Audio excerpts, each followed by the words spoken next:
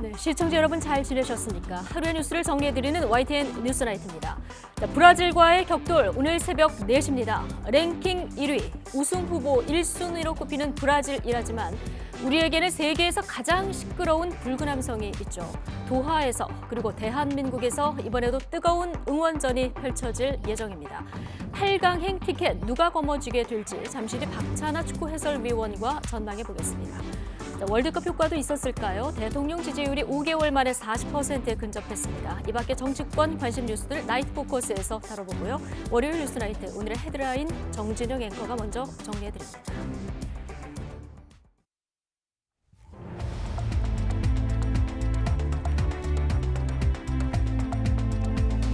12월 5일 월요일 뉴스나이트 주요 뉴스입니다. 우리나라 축구대표팀이 우리 시간으로 내일 새벽 4시 8강 티켓을 놓고 세계 최강 브라질과 격돌을 합니다. 핵심 수비수 김민재 출전 여부가 불투명한 가운데 벤투 감독은 우리는 잃을 것이 없다며 모든 것을 쏟아붓겠다고 말했습니다. 화물연대 파업이 12일째를 맞고 있는 가운데 민주노총이 내일 화물연대 파업을 지원하기 위해서 전국 15개 지역에서 총파업에 나섭니다. 이번 파업에는 건설기계 노조원 2만 5천여 명도 참여해 전국의 건설 현장이 다시 멈출 것으로 전망됩니다. 윤석열 대통령은 법과 원칙이 바로 서는 나라를 만들어갈 것이라며 화물연대 파업에 대한 무관용 원칙을 거듭 강조했습니다. 정부는 시멘트에 이어 정유, 철강까지 추가로 업무 개시 명령을 발동할 준비를 마쳤지만 일단은 상황을 더 지켜볼 방침입니다. 취임 100일째를 맞은 민주당 이재명 대표가 윤석열 정부를 향해서 민생을 포기한 채 야당 파괴에만 몰두하고 있다고 비판했습니다. 이에 대해서 국민의힘은 민주당이 이 대표 한 사람을 지키기 위해 부패의 몸통이 됐다고 몰아붙였습니다. 지난해 대장동 개발 비리 논란이 불거졌을 당시 해당 의혹이 담긴 자료가 이낙연 전 민주당 대표 측에 넘어갔다는 취지로 남욱 변호사가 주장을 했습니다. 하지만 전달자로 지목된 민주당 윤영찬 의원은 사실무근이라고 반박했습니다. 오늘 아침 서울 상계동에서 열 공급 배관이 파손돼 18,000여 가구에 난방과 온수가 끊겼습니다. 강추위 속에 종일 열 공급이 중단되면서 주민들이 큰 불편을 겪어야 했습니다. 한밤중 택시에 탄 추객이 옆에 앉은 일행과 택시기사를 마구 때리다 경찰에 붙잡혔습니다. 지나던 순찰차에 택시기사가 구조 요청을 한 건데 당시 아찔한 상황은 택시 블랙박스에 고스란히 담겨 있었습니다.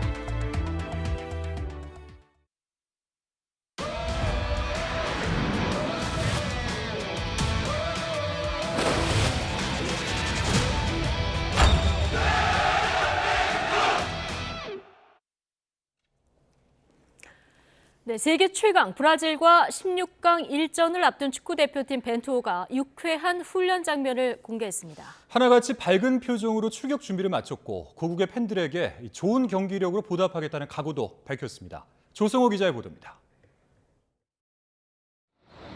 벤투호 태극전사들이 하나둘 손을 흔들며 훈련장 출근길에 나섭니다.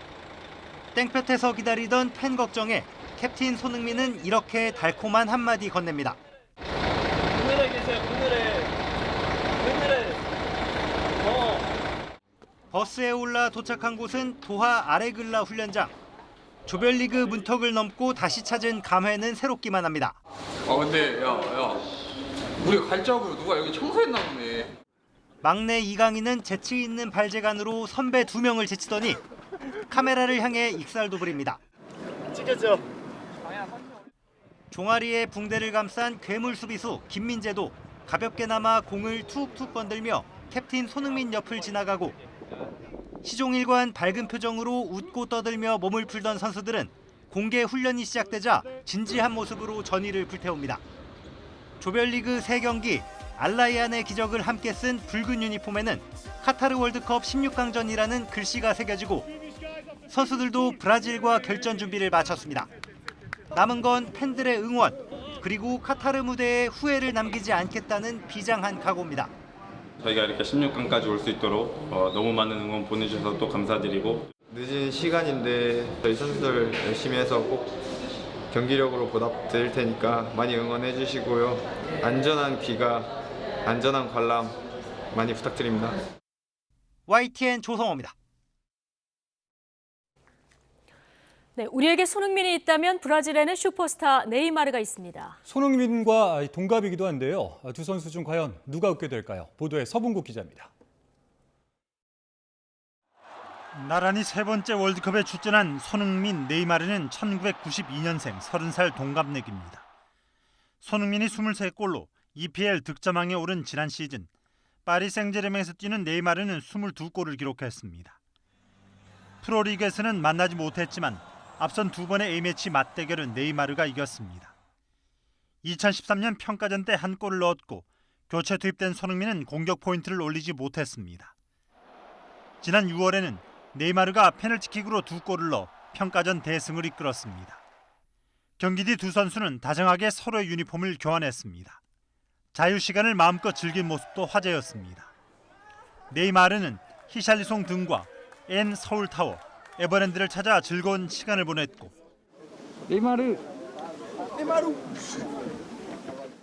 친근한 팬 서비스에 훌륭한 경기력까지 보여주며 한국 팬들의 사랑을 받고 떠났습니다.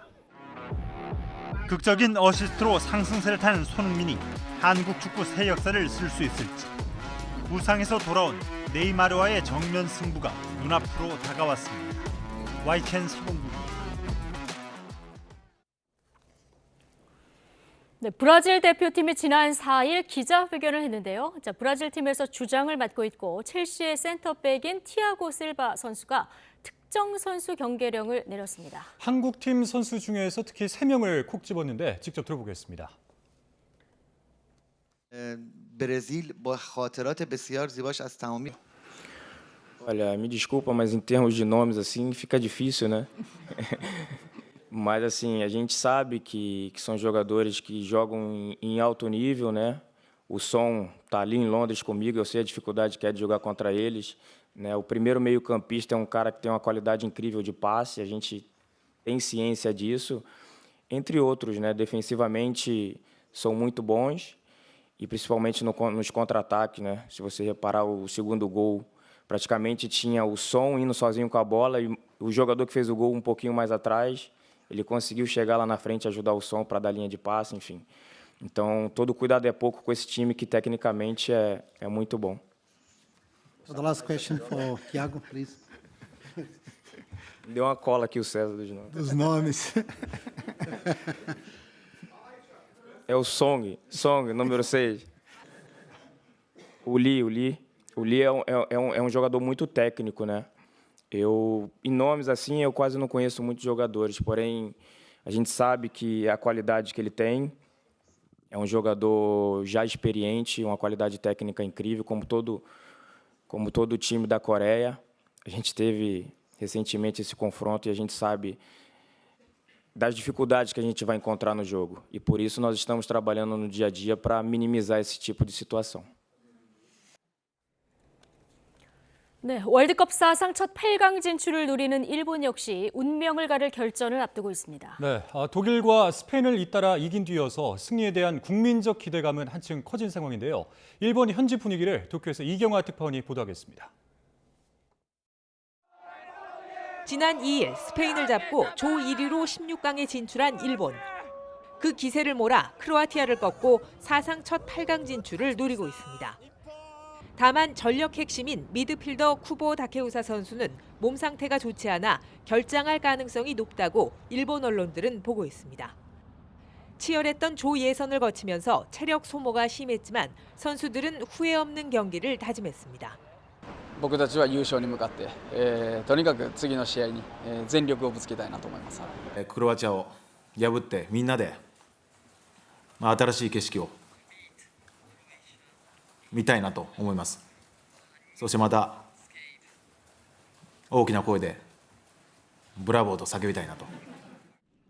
카타르 현지에는 일본인 응원단이 속속 모여들고 있습니다.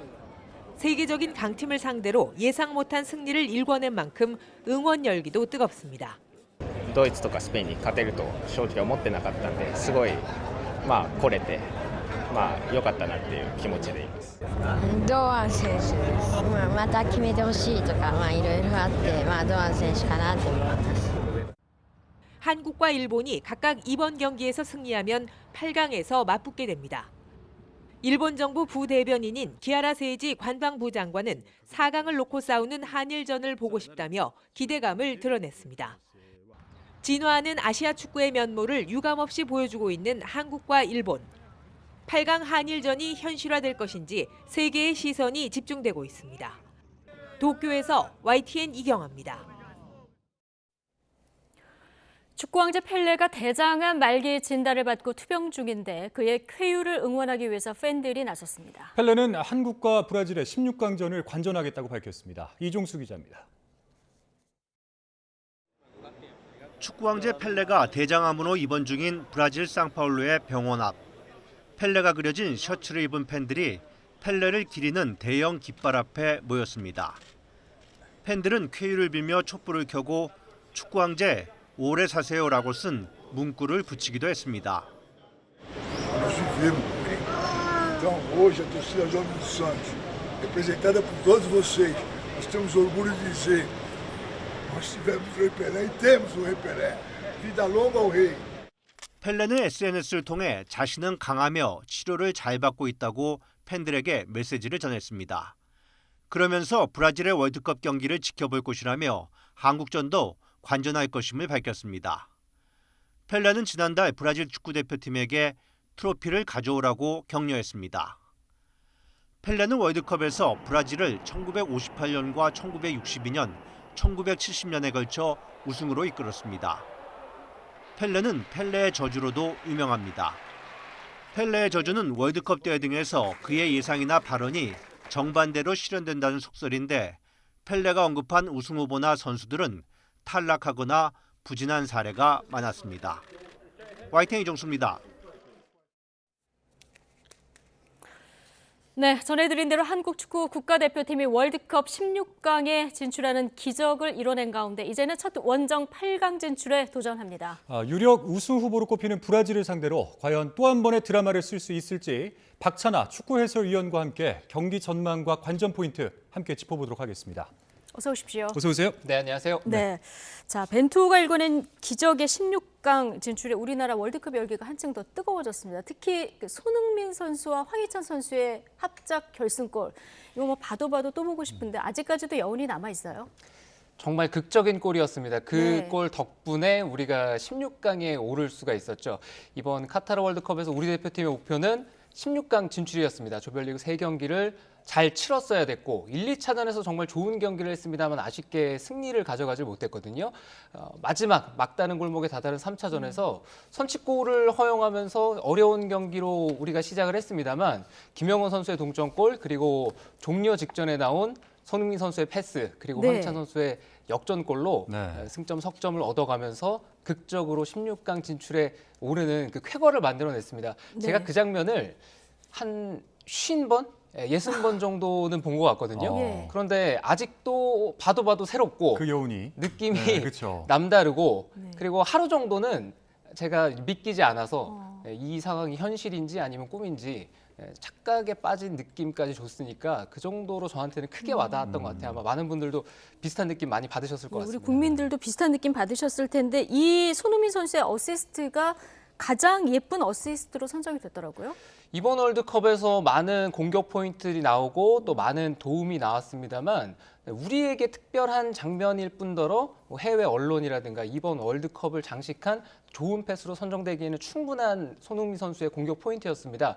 수많은 수비수들이 손흥민 선수를 앞뒤로 에워쌌는데 손흥민 선수의 침착성 그리고 손흥민 선수가 페널티 에리어 근처까지 공을 가지고 운반했던 거리가 75m 정도거든요. 네. 그 정도의 거리를 그것도 종료 임박한 시점에 체력이 떨어질 대로 떨어진 상황에서 그곳까지 공을 몰고 갔다는 거. 그리고 중간 때 황희찬 선수 위치도 확인하더라고요. 열심히 뛰어갔잖아요. 네. 황희찬 선수에게도 꼭 칭찬을 해야 되는 것이 황희찬 선수도 같이 뛰어갔습니다. 출발선을 보시면은 우리 페널티 에리어 안쪽에서 이제 포르투갈의 페널티 에리어 안까지 들어갔으니까 그 거리가 한 70에서 75m 정도라고 보시면 되거든요. 그 거리를 열심히 마지막까지 포기하지 않고 우리의 승리를 위해 16강 진출을 위해서 선수들이 진념을 보여줬습니다. 보여줬으니까 그 장면을 우리가 칭찬해야 되고 또 해외에서도 네, 그 부분들을 높이 사는 것 같죠. 예, 이 16강 기적을 일궈낸 마지막 조별리그 잠깐 정리를 해주셨는데 이제 본격적으로 좀 브라질전을 전망을 한번 해볼게요. 이제 브라질전이 오늘 이제 새벽 4시에 열리게 되는데 우리 시간으로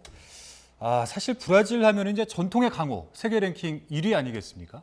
근데 이제 지금 브라질 경기를 어떻게 보십니까? 지금까지. 브라질은 이번 대회의 가장 강력한 우승 후보입니다. 그리고 제가 예상한 이번 월드컵의 우승 후보도 현재까지는 브라질이거든요. 네. 브라질이 조별리그 1, 2, 3차전을 치러가고 있는데 전승을 하지를 못했어요. 재밌는 게 카타르 월드컵에서 조별리그에서 그 누구도 3전 전승을 하지를 못했습니다. 예. 그만큼 팀들이 마지막 3차전에서는 관리를 하고 토너먼트에 대한 대비를 한다고 볼 수가 있는데요. 브라질도 마찬가지였습니다. 1차전, 2차전 이기고 3차전에서 로테이션을 했습니다. 이 팀은 더블 스쿼드가 확실히 구축이 되어 있는 팀이거든요.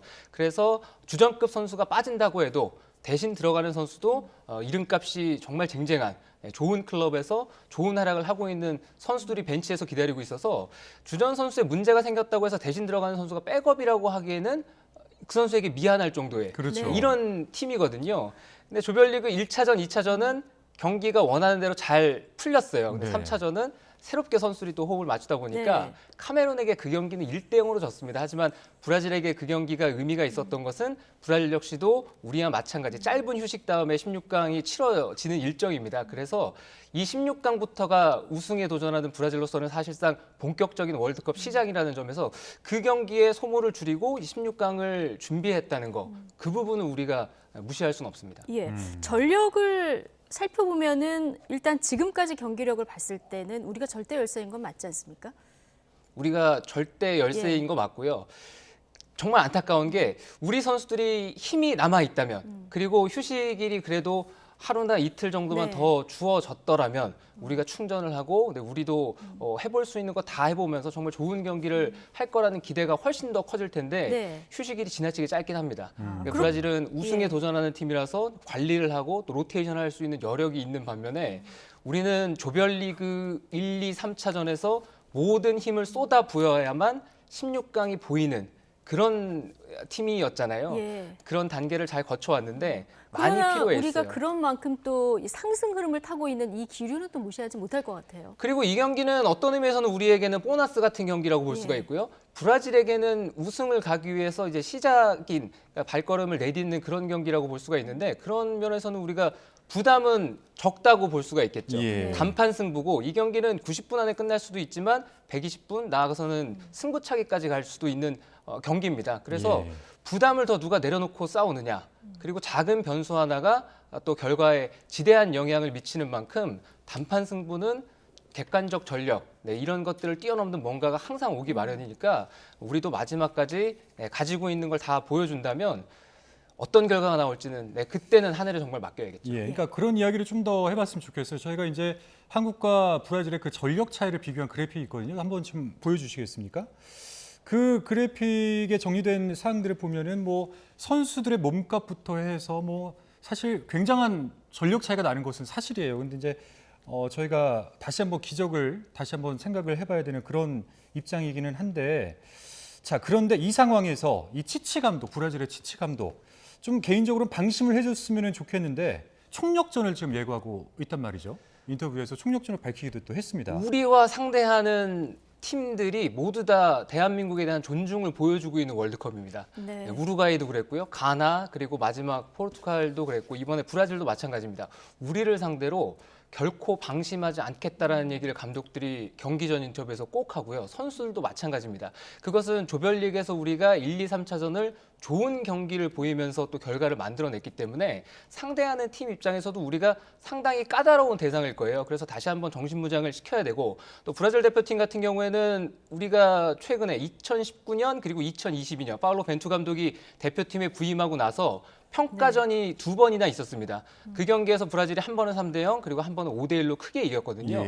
크게 이긴 팀이 정신무장을 제대로 하지 않으면 우리와 다시 경기를 했을 때 우리는 오히려 홀가분하게 이 경기를 치를 수도 있지만 브라질 선수들은 자칫 우리를 얕보면서 스스로 무너질 가능성이 있잖아요. 그런 점을 아마 치치 감독이 다시 한번 강조하는 것 같습니다.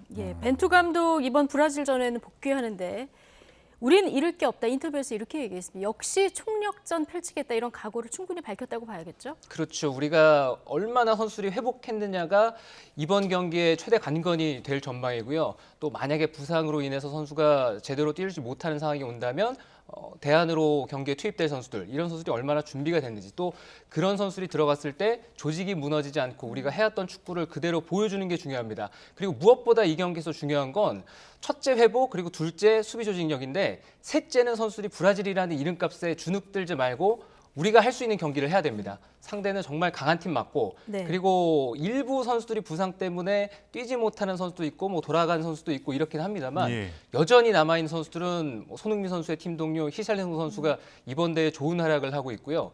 레알 마드리드에서 뛰고 있는 전진 드리블이 좋은 1대1이 좋은 비니시우스 선수 있고 또 개인기 좋은 호드리구 선수 있고 바르셀로나에서 뛰고 있는 오른쪽 윙포워드 반대발 윙어 맨발 좋아하는 하피냐 선수 있고 미드필더에는 뭐 프레드, 카세미로, 파케타 좋은 선수들이 즐비합니다. 그리고 네. 브라질이 공격 미드필더만 좋냐 이거 아니거든요. 견고한 수비 조직력이 뒷받침되어 있기 때문에 이번 대회 강력한 우승 후보로 꼽히고 있어요. 그렇지만 주눅들 필요 없고 그리고 거듭 말씀드립니다만 부담 내려놓고 우리는 이 경기를 이제부터 즐기면 됩니다. 네.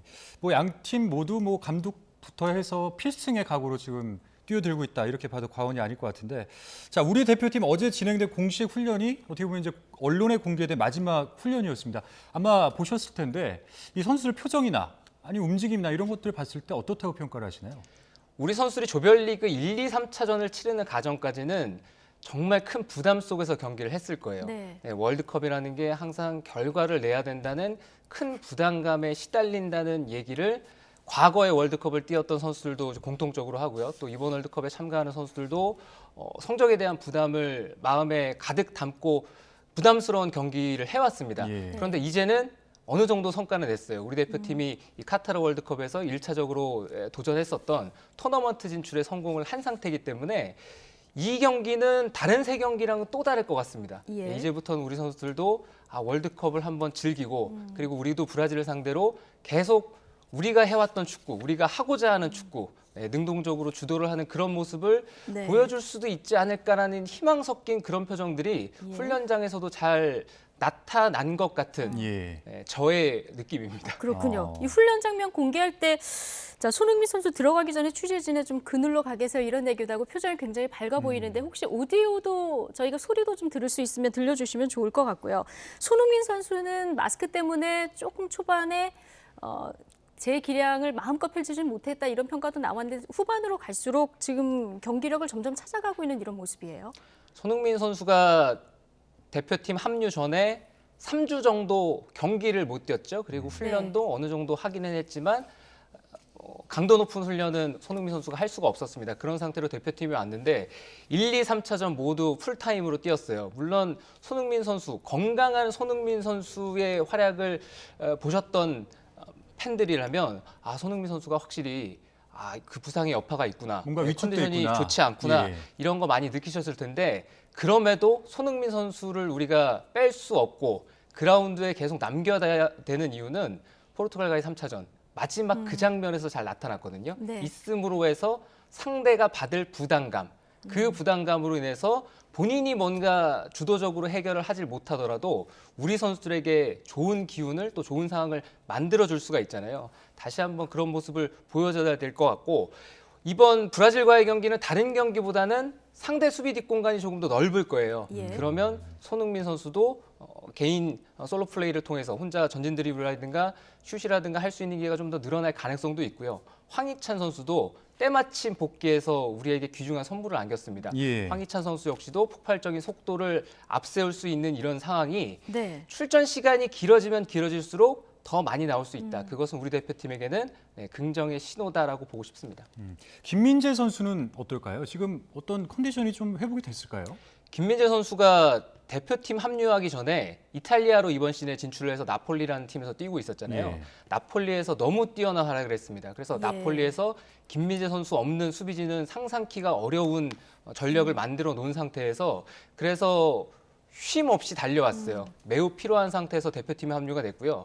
월드컵 1차전, 2차전 다 잘 뛰었습니다. 1차전에서 부상이 발생하면서 불안한 위기의 순간들도 있었는데 그 여파가 2차전으로 넘어가면서 풀타임을 못 뛰었거든요.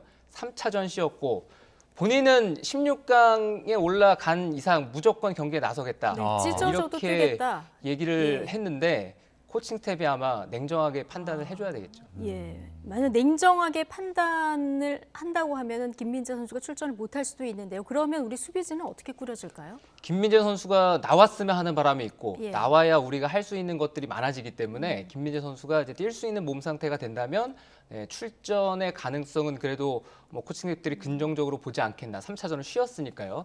그런 모습들을 지켜봐야 될 것 같고요. 지금 김민재 선수뿐만 아니라 김영건 선수도 포르투갈전에서 후반에 교체 아웃이 됐습니다. 몸이 안 좋아져서 김영건 선수도 얼마나 회복을 했느냐가 관건이에요. 예. 지난 경기는 김민재 선수가 없을 때 권경원 선수가 나와서 그 자리를 훌륭히 소화를 해줬습니다. 근데 김영건 선수도 몸 상태가 좋지 않거나 아니면은 뭐 체력적으로 혹은 부상이 더 심해져서 몸이 불편하다면 수비 쪽에 문제가 발생할 확률이 대단히 높아지잖아요. 그러면은 지난 경기처럼 정우영 선수를 내려서 임시 방편으로 수비진을 채운다거나 아니면 또 조효민 선수가 있거든요. 조효민 선수가 들어가면은 조효민 선수 역시도 리그에서 꾸준하게 좋은 활약을 해왔던 수비수인 만큼 새롭게 수비진이 구성될 수도 있습니다. 하지만 그 선수들도 월드컵 참가를 위해서 구슬땀 흘려왔던 선수들이고 대표팀에서 주전으로 경기에 나설 만한 자격들이 있는 선수들이니까요. 예. 믿고 또 응원해주면 선수들이 네. 좋은 모습을 보일 거라고 생각합니다. 네. 그러니까 이제 우리나라 선수 중에는 뭐 컨디션을 다 회복한 것으로 보이는 선수도 있고 아닌 선수도 있다 이렇게 말씀을 해주셨는데, 근데 그나마 다행인 것은 또 브라질 대표팀에도 부상 선수가 또 많지 않습니까? 브라질 대표팀의 부상자들이 늘어나는 것도 맞고 그리고 부상이었던 선수가 돌아오고 있는 추세이기도 합니다. 대표적으로 아스날의 공격수인 가브리엘 제수 선수가 부상이고 측면 수비수 쪽에 뭐 다닐로라든가 알렉스 산드루라든가 또 텔레스 같은 선수들, 이런 선수들은 이제 부상 때문에 텔레스는 출전이 불가한 상황, 혹은 뭐 알렉스 산드루 다닐로 선수 조금 더 지켜봐야 되는데 그래도 브라질은 임시 방편으로 중앙 수비수를 측면 수비수로 돌리는 방법도 있긴 있어요. 그렇다면은 공격을 나가는 부분에 있어서는 영향을 받을 수도 있겠지만 오히려 뒤쪽에서 공격적인 선수들 앞에 좋은 선수들이 많으니까 수비 선수들이 그냥 수비만 하려고 마음을 먹는다면 수비력은 더 강해질 수도 있습니다. 네이마르 선수는 어떤가요? 네이마르 선수는 1차전에서 부상당해서 조별리그 2차전, 3차전을 못 뛰었어요. 예. 훈련에 완벽히 돌아왔다는 소식이 전달이 되고 선발로 나올지 교체로 투입이 될지는 모르겠지만 16강부터는 감각의 측면 때문에라도 아마 시치 감독이 투입은 할 겁니다. 투입할 가능성이 크다. 그렇게 보시는 거군요. 네. 예. 그런데 뭐 네이마르 선수 포함해서 브라질 선수 지금 몇 명 감기 증상이 있고 이루통 증세도 보인다고 하는데 PCR 검사는 안 받고 있다, 이런 보도도 전해졌어요. 뭐 이유가 있겠죠. 그 보도가 네. 좀 기일이 지난 보도예요. 이미 11월 말에 조별리그 1차전 전후로 해서 현지에서는 그런 기사들이 나왔었는데 브라질 선수들이 아무 문제 없다라고 다시 후속 보도가 나오기도 했었고요. 그게 국내로 전달되는 과정에서 기한이 좀 많이 지났다. 예. 그래서 현재는 브라질 대표팀은 아무 문제가 없다고 생각하시면 될 것 같습니다. 예. 사실 이제 네이마르 선수 외에도 이 브라질의 예상 라인업을 보게 되면 한 명 한 명이 정말 이 기량들이 굉장한 선수들이 다 모여 있더라고요. 예. 그래서 사실 우리나라도 뭐 열심히 준비를 해야 되겠습니다만, 근데 이런 분석이 또 있어요. 브라질의 어떤 경기력을 보면 슈팅 대비 효율이 좀 가장 떨어지는 팀이다. 이런 분석이 있더라고요. 여기에 대해서는 어떻게 생각하십니까? 해석에 따라서는 그렇게 해석할 여지도 있기는 있습니다. 왜냐하면은 브라질이 조별리그 3경기를 치르면서 1차전이 세르비아와의 경기였거든요. 그 경기도 슛을 20개 넘게 했고요. 그리고 3차전 카메룬과의 경기에서 1대0으로 졌는데 그 경기도 슛이 20개가 넘게 나왔어요. 2차전이었던 이제 스위스와의 경기만 슛 개수가 10개가 넘었는데 득점이 첫 번째 경기, 두 번째 경기, 세 번째 경기에서 뭐 다득점으로 간 것도 아니고 세르비아전부터 해서 득점 숫자가 약간씩 줄어가고 있으니까 아마 효율적인 측면에 있어서는 많이 때리는데 너무 득점이 적다. 이렇게 얘기를 할 수도 있는데요. 다르게 생각을 해보면 브라질 선수들이니까 브라질을 상대하는 팀들은 다 밀집 수비 대응을 취하거든요. 뒤에 내려앉아서 박스 안에 2겹, 3겹으로 이제 수비벽을 단단하게 쌌습니다. 그런 선수를 상대로 그래도 기회를 만들어내고 그럼에도 불구하고 슛이 많았다. 이 점을 또 봐야 된다. 대부분의 슛들이 또 페널티 에리어 안쪽에서 형성이 됐거든요. 그렇다는 점은 브라질 선수들은 그러한 단단한 수비 장벽에 맞서서도 어떻게든 비집고 들어가거나 아니면 개인기로 한두 선수를 제치든가 해서 안으로 들어가서 좋은 슛 기회를 만든다라고 생각을 하면은 아마 좀 다르게 느껴질 수도 있겠죠. 우리나라는 몇 개나 슈팅을 했나요? 우리 선수들도 슛을 많이 시도는 했습니다. 예, 첫 번째 경기 우루과이 경기에서는 우리가 이제 유효한 슛을 기록을 못했는데 가나와의 경기는 그래도 할 수 있는 거 해냈고요. 네. 포르투갈과의 경기에서도 기회가 있을 때마다 우리가 할 수 있는 그런 슛 기회 수를 많이 늘려가고 있어서요. 이번 경기도 마찬가지입니다. 우리가 할 수 있는 거 다 해야 된다고 말씀을 드렸던 게 강팀이라고 해서 주눅들 필요 없고 또 기회 왔을 때 슛 아끼지 말고 많이 때리면은 자연스럽게 골이 될 확률은 높고요. 축구라는 경기가 20개, 30개 때려서 한 골 들어가면 되는 경기잖아요. 그렇죠. 그러니까 숫자가 말해주지 않는 특별함이 분명히 우리 대표팀에게도 찾아올 수 있습니다. 네, 아무래도 브라질이 랭킹 1위다 보니까 영국 공영방송이죠. BBC 같은 경우는 브라질이 손쉽게 이길 거다 이렇게 예측을 했고요. 미국 데이터 업체는 한국이 이길 확률 23%다 이렇게 예상을 했는데 16강 우리가 진출할 확률 11%였습니다. 그래도 진출하지 않았습니까? 16강의 대진이 8경기가 있잖아요. 네. 그 8경기 가운데 물론 피파 랭킹이 세계 절대 랭킹은 아닙니다. 그런데 피파 랭킹 차이가 가장 많이 나는 16강 대진이기도 하고요. 그리고 객관적인 전력이라든가 모든 것들을 비교해 봤을 때 정말 다윗과 골리앗의 싸움이긴 합니다. 하지만 스포츠라는 게 항상 강팀이 약팀을 잡고 승리하는 것만이 스포츠는 아니잖아요. 네, 항상 자이언트 킬링이 언제든지 나올 수 있는 경기고 단판 승부의 특성상 경기는 어떻게 흘러갈지를 잘 모릅니다. 네, 우리가 수비 조직력을 단단하게 잘 쌓아서 초반 분위기를 잘 형성할 수만 있으면 오히려 다급해지고 좀 서둘러야 되는 쪽은 브라질일 수 있다는 생각입니다. 예. 아니 뭐 관련해서 제가 좀 자료를 찾아봤거든요. 찾아보니까 이 피파 랭킹 이제 요즘 많이 이제 언급을 하는데 벨기에가 피파 랭킹 2위지 않습니까? 그런데도 조별리그에서 탈락을 했습니다. 그리고 이탈리아가 이제 피파 랭킹 6위인데도 조별리그 진출도 못했어요. 이제 그런 걸로 봤을 때 이제 절대적이지는 않은 것이다. 그리고 이제 최근에는 또 월드컵에서 아시아에 또 어떤 돌풍이 일어나고 있지 않습니까? 그래서 충분히 기대를 해볼 만하다 이런 생각을 저는 해보면서 우리 박찬하 해설위원님께서는 몇 대 몇 예상을 하십니까? 점수까지 예상하는 거는 굉장히 부담스럽습니다. 네. 네, 초반을 잘 버틸 수 있으면 그래도 경기가 박빙으로 흘러갈 수 있지 않을까. 네, 저는 희망차게 우리 대표팀을 바라보고 싶습니다. 그리고 내일 아침에도 기분 좋게 모든 국민들이 뭐 각자 이제 일터로 가거나 아니면 학교로 가거나 어디서 무엇을 하건 하루 종일 미소를 머금으면서 하루를 보낼 수 있었으면 하는 마음이 간절합니다. 예, 우리는 희망을 담아서 이렇게 예측을 하곤 하는데 아무래도 전문가시니까 좀 신중한 접근을 좀 해주셨는데요. 어쨌든 자, 오늘 경기에서 에이스 대 에이스, 손흥민 대 네이마르의 맞대결도 굉장히 관심인데 두 사람이 또 동갑내기더라고요. 1992년생이죠. 예. 이제는 이 선수들이 마지막 월드컵일 수도 있고요. 아니면 4년 뒤를 또 기약할 수도 있는 이제는 베테랑의 반열에 올라가 있는 선수들입니다. 좋은 축구 선수의 행보를 지난 10여 년 동안 보여왔었고요.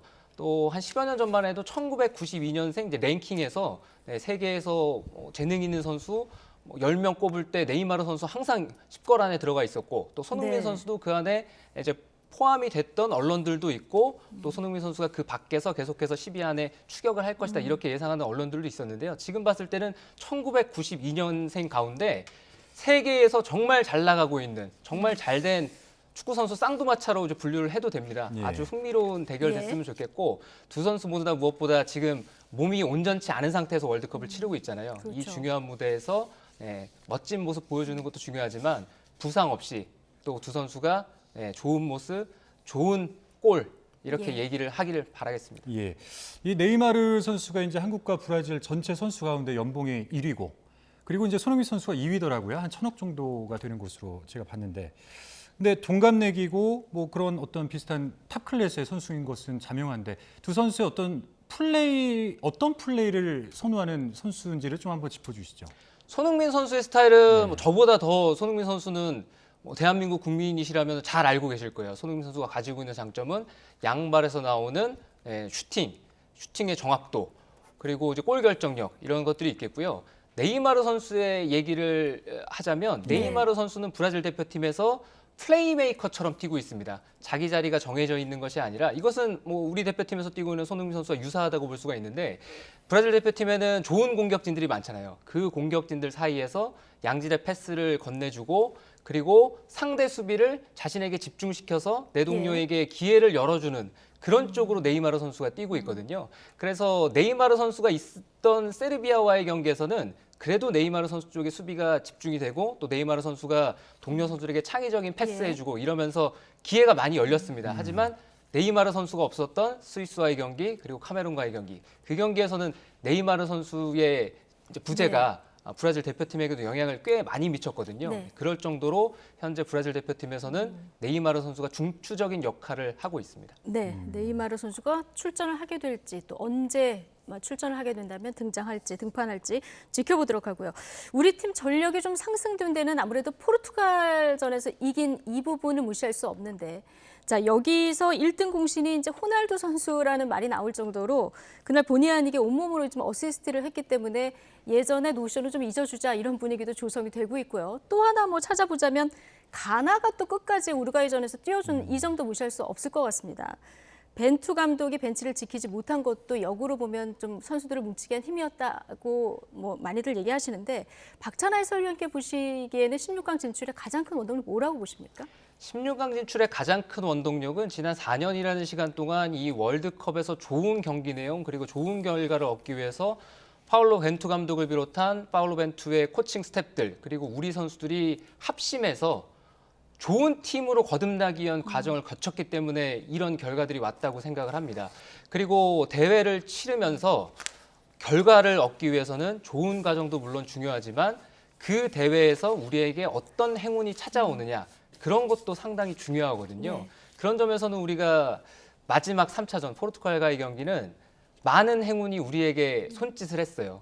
호날두 선수의 그 등 패스부터 시작을 해서 마지막 종료 직전에 손흥민 선수의 패스, 황희찬 선수의 결승골, 그리고 황희찬 선수가 조별리그 3차전에 맞춰서 몸을 회복한 것도 그렇고요. 그리고 우리만 이겨서 되는 경우의 수는 아니었습니다. 네. 우루과이가 가나를 잡아주는 거, 그리고 또 얼마나 적은 점수 차이로 잡아주느냐 이런 것도 중요했잖아요. 근데 우루과이가 가나를 상대로 2대0으로 이겼습니다. 그리고 가나는 심지어 0대0 상황에서 얻었던 페널티를 실축을 했어요. 네. 그리고 가나와 우루과이의 2010년 남아공 월드컵부터 계속 이어졌던 두 나라의 악연 이런 것까지 모두 다 어우러졌는데 그 모든 것들이 우리에게는 행운으로 작용을 했다고 봐야 되겠죠. 네. 땡땡 초콜릿 판매량도 쑥 올라갔다고 하더라고요.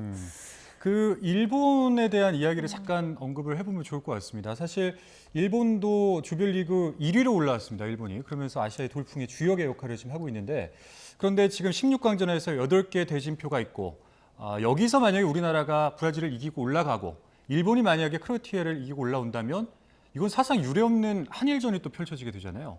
정말 유례가 없는 한일전이고 그렇죠. 생각을 하면은 이러면은 우리가 그 다음 단계도 꿈꿔볼 수 있지 않을까라는 희망도 가져봄과 동시에 한편으로는 참 부담스러운 대진이 성사될 가능성도 있습니다. 월드컵 8강에서 이제 16강부터는 우리 대표팀이 보너스 경기처럼 즐기면서 해야 되는 월드컵인데 그런 대진이 만에 하나 성사가 되면은 그때는 또 즐길 수는 없는 월드컵이잖아요. 근데 중요한 거는 당장 내일 새벽에 있을 16강전을 잘 치러야 된다. 그리고 일본 역시도 일본 현지에서도 그 8강 대진에 대한 어떤 관심이 점점 커지고 있다는 소식을 듣긴 들었는데요. 일본 역시도 지난 대회 준우승 팀이죠. 크로아티아라는 어려운 상대를 꺾고 올라와야 우리가 만날 수 있다. 아직은 뭐 조심스러울 수밖에 없죠. 네, 붉은 악마 응원전도 관전 포인트인데 도하에서 울려 퍼진 붉은 악마 함성이 피파가 측정한 데시벨 1위였더라고요. 우루과이전에서 그랬다고 한 기사를 저도 봤는데요. 굉장히 큰 목소리로 대한민국을 응원해 주신 팬들이 우리 선수들에게 힘을 넣어주기 위해서 그만큼 소리를 많이 질렀다고 볼 수가 있습니다. 130데시벨이 넘었다고 제가 기사를 봤는데 131 정도 된다고 하더라고요. 그 정도로 시끄러웠다고 하더라고요. 지금 한국을 응원하는 팬들이 현재 실제로 많이 가셨습니다. 특히나 1차전도 많이 가셨습니다만 이 일정상 회사원들이 가기 아주 좋았던 스케줄이 조별리그 2차전, 3차전을 맞춰서 가는 거였다고 하더라고요. 그래서 2차전부터 점점 늘어나기 시작한 와중에 3차전에서 완전히 꽃을 피웠는데 이 16강전에서 지켜볼 포인트는 가 계셨던 분들이 많이 또 돌아왔어요. 네. 그리고 이제 브라질은 자신들은 이제 우승을 위해서 가는 팀이니까 본격적으로 16강부터 여정을 시작한다는 이런 기사들도 있어서 일당백의 정신이 이제는 필요할 것 같고요. 그리고 현지에서 붉은 유니폼이 많이 보이지 않더라도 우리 대표팀을 응원하는 목소리가 잘 들리지 않더라도 이 먼 곳에서 이영멀리 타국에서도 열심히 응원하고 있으니까 선수들 다 이제는 알고 있을 겁니다. 자, 우리 시청자 여러분들을 위해서 관전 포인트를 한번 마지막으로 여쭤보고 싶은데 사실 이제 브라질이라는 팀은 전통적으로 공격력이 굉장히 강한 팀이잖아요. 그런데 이 조별리그의 성적을 보게 되면은 골 득점이 3점밖에 안 됩니다. 그렇기 때문에 이 브라질의 공격력이 그리고 득점력이 아직은 살아나지 않고 있는 것 같다 이런 분석이 있는데 또 반면에 우리나라는 4골을 넣지 않았습니까? 근데 그 4골 중에 3골이 다 크로스로 인한 골이었어요. 근데 그 전력 비교를 한 것을 보면은 우리나라의 평균 신장이 좀 높더라고요. 그러니까 이번에도 이런 것들을 좀 중심적으로 보는 것은 어떤지 관전 포인트를 한번 짚어주시죠. 우리가 역습의 기회를 최대한 살린다면은 역습 상황에서도 좋은 기회가 올 수 있고요. 그리고 또 측면 공격을 하다 보면은 정지된 상황, 프리킥이라든가 혹은 코너킥 상황을 이어갈 수가 있습니다. 얘기해 주신 것처럼 정지된 상황을 얻게 되면은 중앙 수비수로 올라가서 또 머리를 쓸 수 있는 조규성 선수가 이번 대회에서 공중볼 경합에서 아주 좋은 활약을 하고 있거든요. 그런 부분도 노려볼 수가 있습니다. 근데 중요한 거는 이 경기는 초반 30분을 어떻게 버티느냐. 그것이 상당히 중요할 것 같고요. 우리가 어떤 선발 라인업으로 경기를 임하느냐 동시에 초반에 그 30분을 잘 버티기 위해서 조직을 얼마나 견고하게 다지느냐. 이 부분이 우리에게는 가장 중요한 포인트라는 생각입니다. 네. 새벽 4시 오늘 또 한판대 거리 곳곳에서 응원전이 펼쳐질 예정이라고 합니다. 우리 국민들 축구 사랑도 대단한데 오늘 브라질도 꺾고 만에 하나 한일전 성사되더라도 일본도 꺾어서 4강도 가고 자, 또 한 번의 기적을 좀 응원해 보겠습니다. 박찬아 축구 해설위원이었습니다. 고맙습니다. 고맙습니다.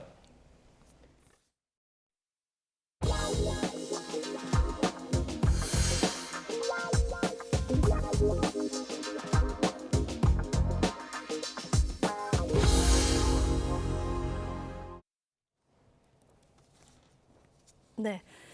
자, 정부가 1차 현장 조사 당시 운송사나 차주가 운송을 거부한 96개 업체를 대상으로 2차 조사에 나섰습니다. 운송 재개 여부를 따져보겠다는 건데 업무에 복귀하지 않았을 경우 행정처분은 물론 경제적 불이익까지 주겠다면서 압박 수위를 끌어올리고 있습니다. 윤혜리 기자입니다. 원희룡 국토교통부 장관이 레미콘 공사가 중단된 부산에 있는 아파트 건설 현장을 찾았습니다. 자신의 페이스북에 민주노총 건설노조가 부산, 울산, 경남 지부 노조원들에게 레미콘 타설 전면 중단을 요구하는 긴급 공지를 공개한 다음 날입니다. 원희룡 장관은 정상적으로 업무에 복귀한 화물차주를 방해하는 행위를 불법으로 규정짓고 더는 무법지대를 두고 보지 않겠다며 강경 대응 방침을 밝혔습니다.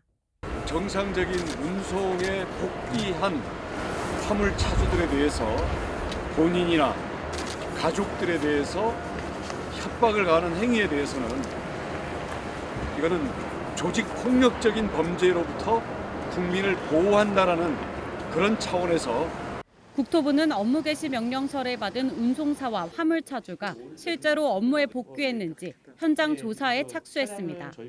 이들이 끝내 복귀하지 않을 경우 운행 정지와 같은 행정 처분은 물론 경제적 압박을 가하겠다며 제재 수위를 끌어올렸습니다.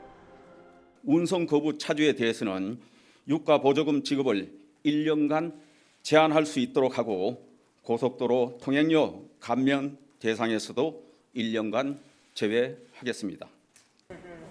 공정거래위원회는 공정거래법 위반 여부를 조사하기 위해 화물연대 본부 2차 현장 조사를 진행했습니다. 화물연대가 다른 사업자들에게 운송 거부를 강요하는 등 부당한 공동행위가 있었는지 따져보기 위해서입니다. 조사 자체가 지연이 되고 있잖아요. 그래서 금요일부터 저희가 조사를 나왔는데 월요일까지 계속 지연되고 있으니까. 공정위는 관련 자료 제출을 요구하고 있지만 화물연대는 조사 자체가 부당하다며 맞서고 있습니다. 정부가 전방위적으로 압박을 높이는 가운데 산업계 피해는 눈덩이처럼 불어나고 있습니다. 시멘트와 철강, 자동차, 정유 등 주요 업종에서 이미 3조 원이 넘는 제품 출하 차질이 발생했습니다. 전국 항만 컨테이너 반출입량과 시멘트 출하량은 업무 개시 명령 발동 이후 그나마 회복세에 접어들었지만 차주들의 화물연대 노조 가입률이 높은 정유업계는 피해가 더 커지고 있습니다. 정부는 주유 대란을 막기 위해 군용 탱크로리와 대체 인력을 투입해 일선 주유소에 비상 물량을 공급하고 있습니다.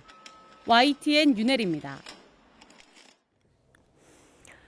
윤석열 대통령이 북한 문제에 일관되게 대응했다면 지금처럼 북핵 위협에 처하지 않았을 것이라면서 화물연대 사태에도 원칙을 지켜야 한다고 강조했습니다. 연일 법과 원칙을 언급하는 건데 추가 업무 개시 명령을 발동할 준비는 마쳤지만 일단 상황을 더 지켜볼 것으로 보입니다. 조은지 기자의 보도입니다. 윤석열 대통령은 부인 김건희 여사와 함께 국가조찬 기도회에 참석했습니다. 자유민주주의를 수호하겠다는 소명은 예수님의 가르침과 다르지 않다면서 원칙을 지키는 길이 진정한 사회약자를 보듬고 복합 위기를 극복하는 길이라고 말했습니다. 자유와 연대의 정신이 살아 숨쉬고 법과 원칙이 바로 서는 나라를 만들기 위해 최선을 다하겠습니다.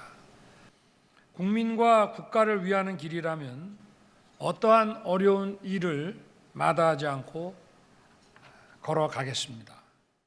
종교계 행사에서도 법과 원칙을 강조한 건데 최근 화물연대 집단운송 거부 사태에 대한 강경 대응 기조를 다시 한번 천명한 거란 해석이 나왔습니다. 윤 대통령은 최근 비공개 참모회의에서 핵은 절대 안 된다는 원칙을 좌우 진영이나 시대에 상관없이 일관되게 지켰다면 지금의 북핵 위협이 있겠나 반문한 것으로 전해졌습니다. 여러 대통령실 관계자는 북한의 행태를 화물연대에 비교하면서 불법과 폭력에 굴복하면 악순환이 반복된다. 화물연대 지도부의 방해, 협박, 보복 행위는 엄단해야 한다. 이렇게 말했다고 설명했습니다. 국민의힘에서는 한 발 나아가 총파업을 앞둔 민주노총 지도부와 북한 정권을 연결짓는 이념 공세를 퍼부었습니다. 한미연합 훈련을 반대하고 한미일 군사협력 반대, 국법법 폐지 등 북한의 주장이 그대로 올라와 있습니다. 조선노동당의 이중대가 아니라면 어떻게 이런 글들이 올라올 수 있겠습니까? 대통령실은 하지만 화물연대 무관용 원칙을 밝힌 거라면서 확대 해석을 경계했습니다. 정부는 시멘트에 이어 정유와 철강까지 추가 업무 개시 명령을 발동할 준비도 마쳤습니다. 하지만 현재로는 어느 정도 관리 가능한 상황으로 판단하고 있어 내일 국무회의에선 한 박자 숨 고르기를 할 것으로 보입니다. 마침 리얼미터 여론조사에서 윤 대통령은 5달 만에 30%대 후반 지지율을 회복했는데 대통령실은 원칙을 바로 세우는 것만으로도 민심이 호응하고 있다고 평가했습니다. YTN 조은지입니다. 네, 이런 가운데 민주노총은 내일 전국에서 총파업 총력투쟁 대회를 엽니다. 정부는 명분 없는 운송 거부를 철회하라고 압박했는데 강대강 대치가 이어지고 있습니다. 김연아 기자입니다. 민주노총이 화물연대 파업을 지원하기 위한 총파업 총력투쟁에 나섭니다. 오후 2시 서울 경기 지역을 시작으로 전국 15개 지역에서 동시다발 파업을 진행하는데 협상이 타결된 철도와 지하철 노조가 빠졌어도 최소 수만 명이 참석합니다.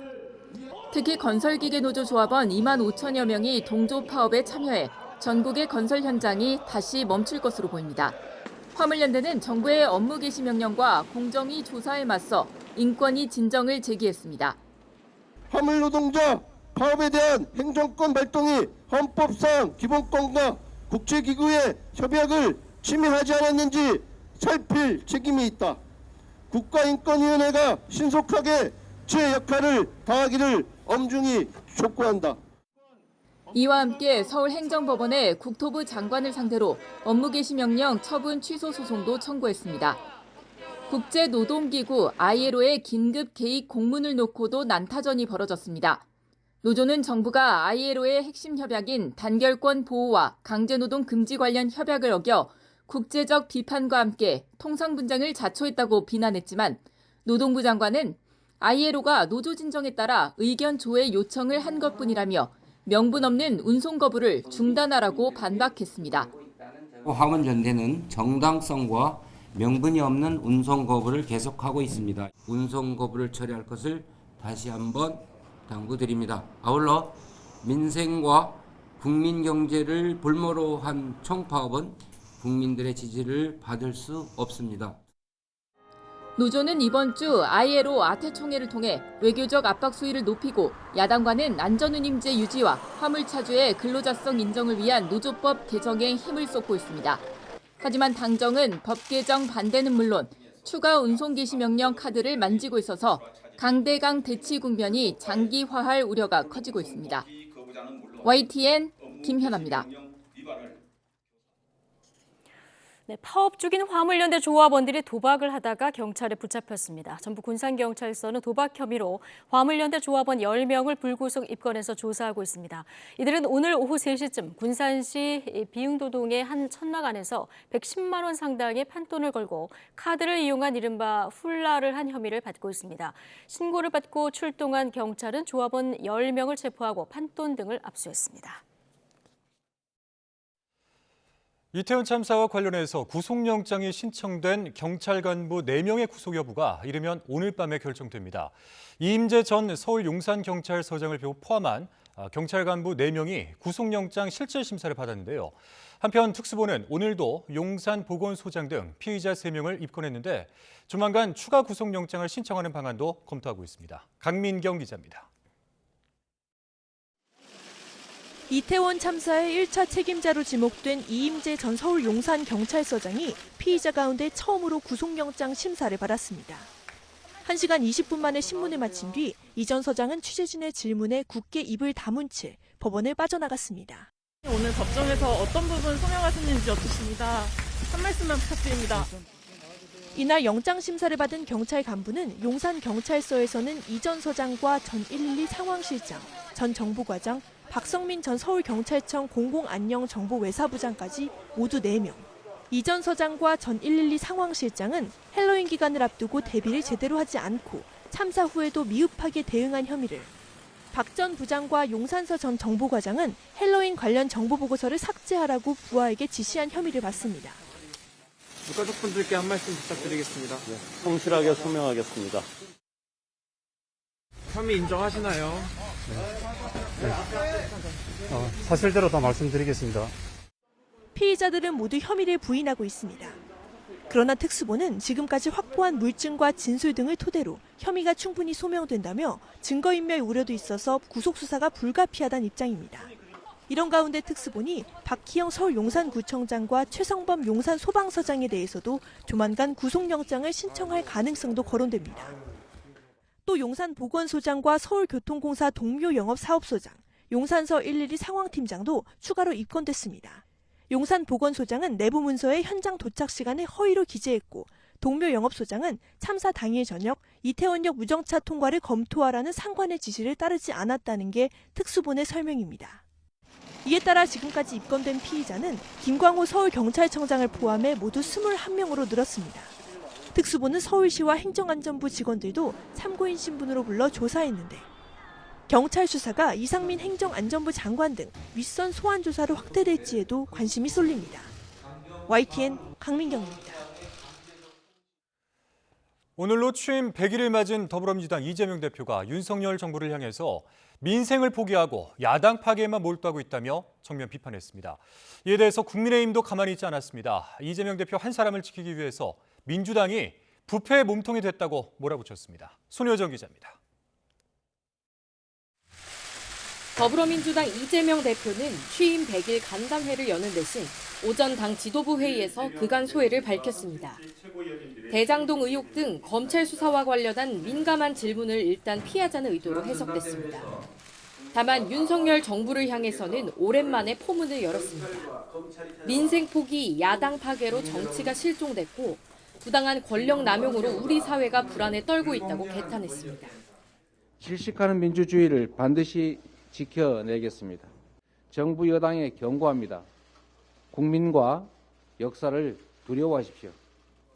취임 직후부터 민생 제일주의를 강조했고 작게나마 성과도 있었다며 현 정권의 정치 보복을 오로지 민생으로 돌파하겠다는 의지를 거듭 피력했습니다. 정부의 초부자 감세 그리고 비정한 특권 예산에 맞서서 따뜻한 민생 예산 관철을 위해서 당 차원에서는 고위공직자 범죄수사처를 찾아 야권을 향해 전방위적으로 수사하는 검찰을 견제해달라고 목소리를 높였습니다. 국민의힘은 민주당이 이재명 방탄을 위해 정쟁을 확대 재생산하며 부패의 몸통이 됐다고 맞받았습니다. 지난 100일 동안 이 대표의 사법 리스크로 역대 가장 위태로운 민주당이 됐다며 평가절하했습니다. 지금 민주당에게 중요한 것이 민생 살리기입니까? 그분 살리기입니까? 민주당은 선을 넘지 마십시오.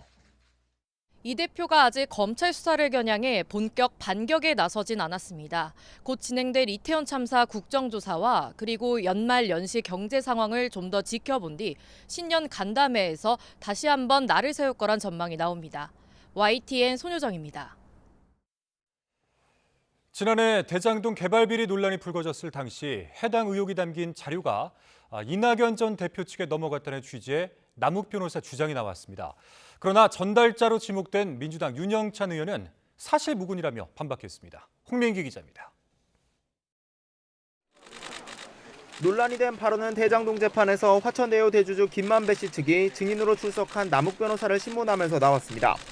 김 씨 측 변호인은 2019년 11월 김 씨와 정영학 회계사가 서로 싸웠는데 정 회계사가 이낙연 전 민주당 대표 측 윤영찬 의원을 통해 김 씨에게 싸움을 걸었다고 들었다는 남 변호사의 검찰 조서를 제시하면서 이것이 무슨 뜻인지 물었습니다.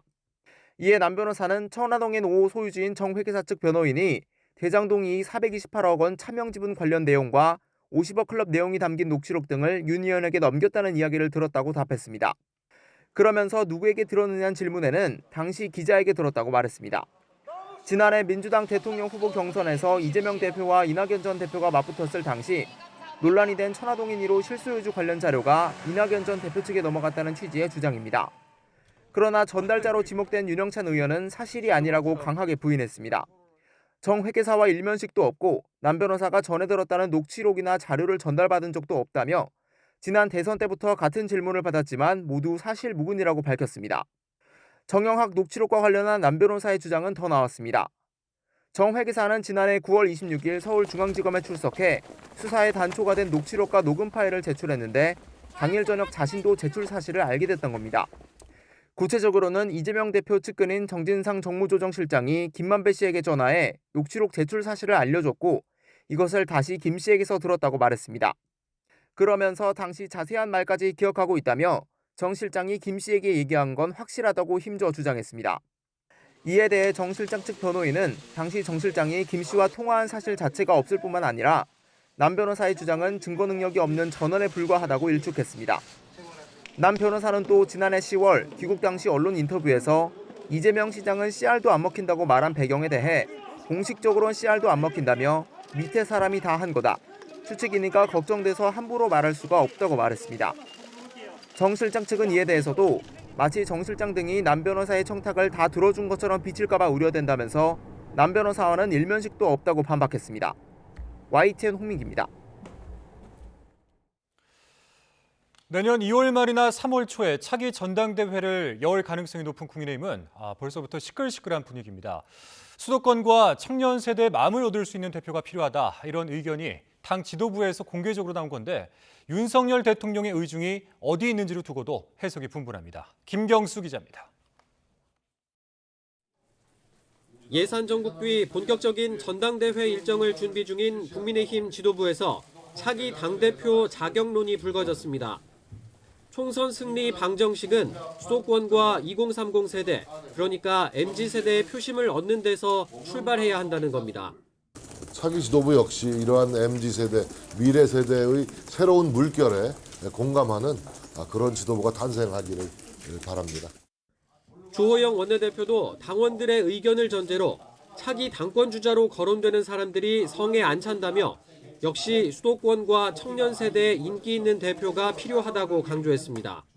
국회의석의 절반 이상을 가진 수도권에서 선거 승리를 견인해낼 수 있는 분, MZ세대에게 호응을 받을 수 있고 MZ세대의 미래를 설계해 줄 수 있는 분. 주호영 원내대표는 자신의 발언이 윤 대통령의 최측근 한동훈 법무장관의 힘을 실어준 것 아니냐는 질문에 특정인을 염두에 둔 건 아니라고 반박했습니다. 하지만 여야 막론하고 결국 윤심은 한동훈 장관에 있을 거란 해석이 잇따랐습니다. 네. 뭐 일단은 윤석열 대통령이 가장 선호하실 것 같아요. 현실적으로. 이제 다른 대안이 없다고 보시지 않을까.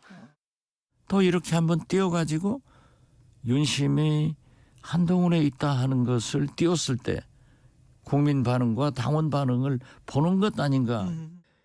수도권과 청년 세대의 마음을 얻어야 한다는 지도부 발언에 당권 주자들의 셈법도 복잡해지고 있습니다. 주 원내대표 주장에 전적으로 동의한다는 수도권 출신 윤상현 의원과 달리 최근 윤석열 대통령과 만찬을 한 울산 출신 김기현 의원은 지역주의는 지양해야 한다며 불편한 속내를 드러냈습니다. 최근 관저 식사를 통해 여당 의원들과 접촉면을 넓히고 있는 윤 대통령의 의중이 어디를 향하는지도 당내에선 초미의 관심사입니다. 전당대회 시기가 윤곽을 드러내면서 당대표 선출 방식 그리고 윤심을 둘러싼 당권 주자들의 신경전도 더 가열될 것으로 전망됩니다. YTN 김경수입니다.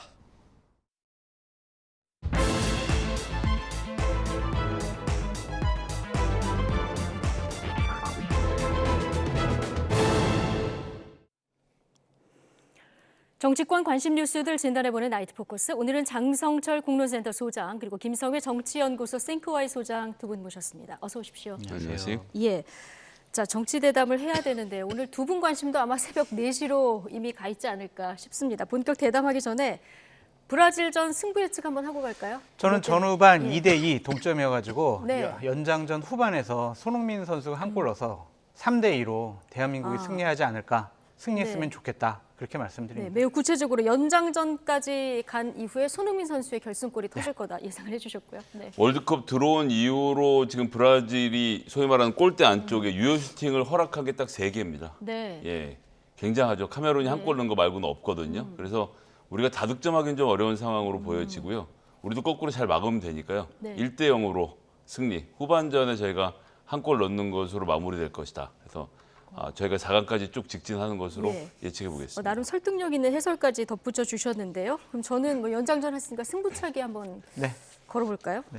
아니면 지난 6월에 우리가 5대1로 대패를 했으니까 이번에는 5대1 대승을 하는 걸로. 뭐 제가 희망을 담아서 예측을 하는 거니까 5대1을 한번 걸어보겠습니다. 오늘 아마 일찍 자고 4시에 일어나서 이 축구 보겠다 하시는 분들이 많아서 나이트 포커스는 저희가 다시 보기 서비스가 됩니다. 편히 주무시고 다시 보기 서비스로 보셔도 된다는 점 말씀드리고요. 자, 대담하겠습니다. 월드컵 영향도 좀 있었을까요? 윤석열 대통령 국정수행 지지율이 조금 의미 있는 변화가 있습니다. 긍정이 38.9%까지 올라서 지금 5개월 만에 40%까지 근접했는데 이유를 어떻게 보십니까? 그렇습니다. 이것을 조사한 리얼미터 측에서는 노동계의 투쟁에 대해서 원칙적이고 법적인 그러한 대응을 했다. 그리고 또 하나는 약식 문답 중단으로 인해서 불필요한 논란이 소멸됐다. 그리고 청담동 술집 더 탐사의 보도가 허위로 밝혀졌다. 그래서 대통령과 한동훈 장관에 대한 여러 가지 누명이 벗어나졌다. 이렇게 파악을 하고 분석을 했는데 저는 두 가지 부분이라고 봐요. 대통령께서 도어 스태핑을 안 하시다 보니까 여러 가지 구설수 또 불필요한 논란 그 윤석열 대통령의 부정적인 이슈가 사라져버렸어요. 그 점에 대한 평가가 있는 것 같고요. 또 하나는 불필요한 논란이 없어졌다. 네. 그리고 어쩔 수 없이 비호감도가 높은 김건희 여사의 공개적인 활동이 최근 2주간 없었어요. 그런 것들이 중도층을 좀 견인한 것이 아닌가. 그리고 보수층을 좀 결집시킨 것이 아닌가. 그렇게 좀 분석해 봅니다. 예.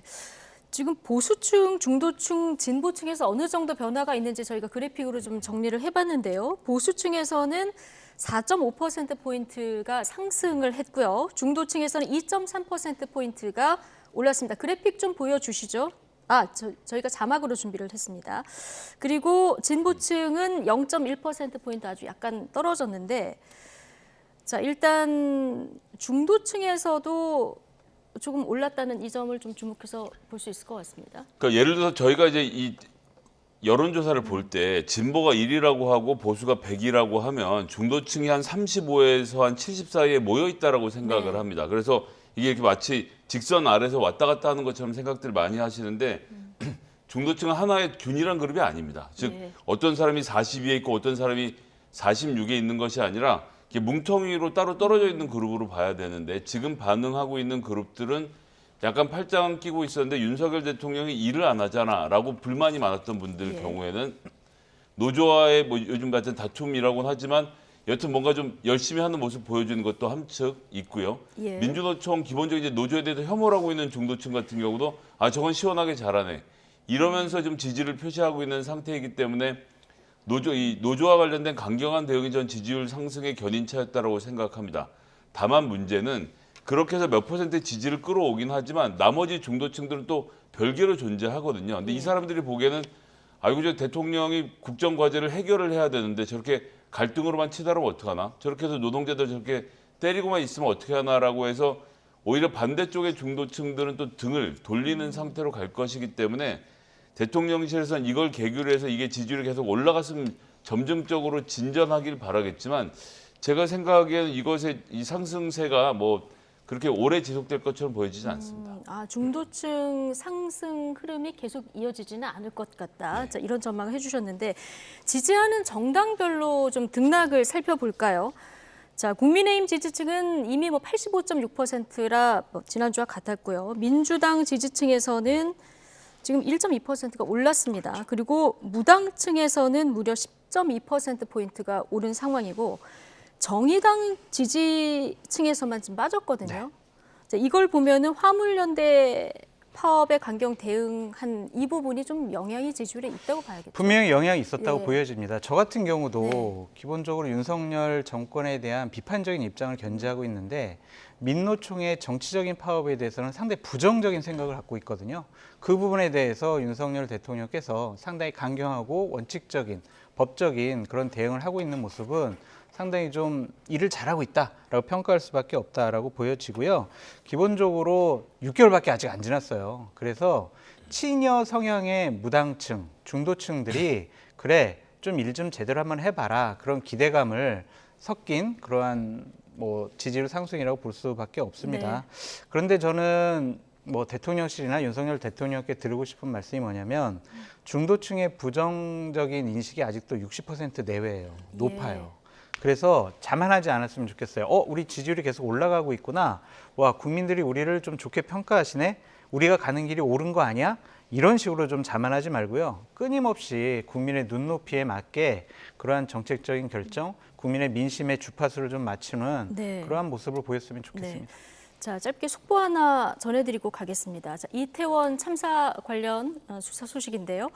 보고서를 삭제한 혐의를 받는 박성민 경무관이 구속됐다. 이런 소식이 전해졌고요. 이임재 전 용산경찰서장의 영장은 기각됐다. 이런 소식이 전해졌습니다. 다시 한번 전해드리면 보고서 삭제 혐의를 받고 있는 박성민 경무관은 구속이 됐고요. 이임재 전 용산경찰서장의 영장은 기각이 됐다. 이런 속보 전해드렸습니다. 자세한 소식은 저희가 들어오는 대로 다시 전해드리겠습니다. 다시 지지율로 돌아가서요. 윤석열 대통령은 오늘도 이제 화물연대 집단 운송급에 강경 대응하겠다. 이걸 재확인한 입장인데요.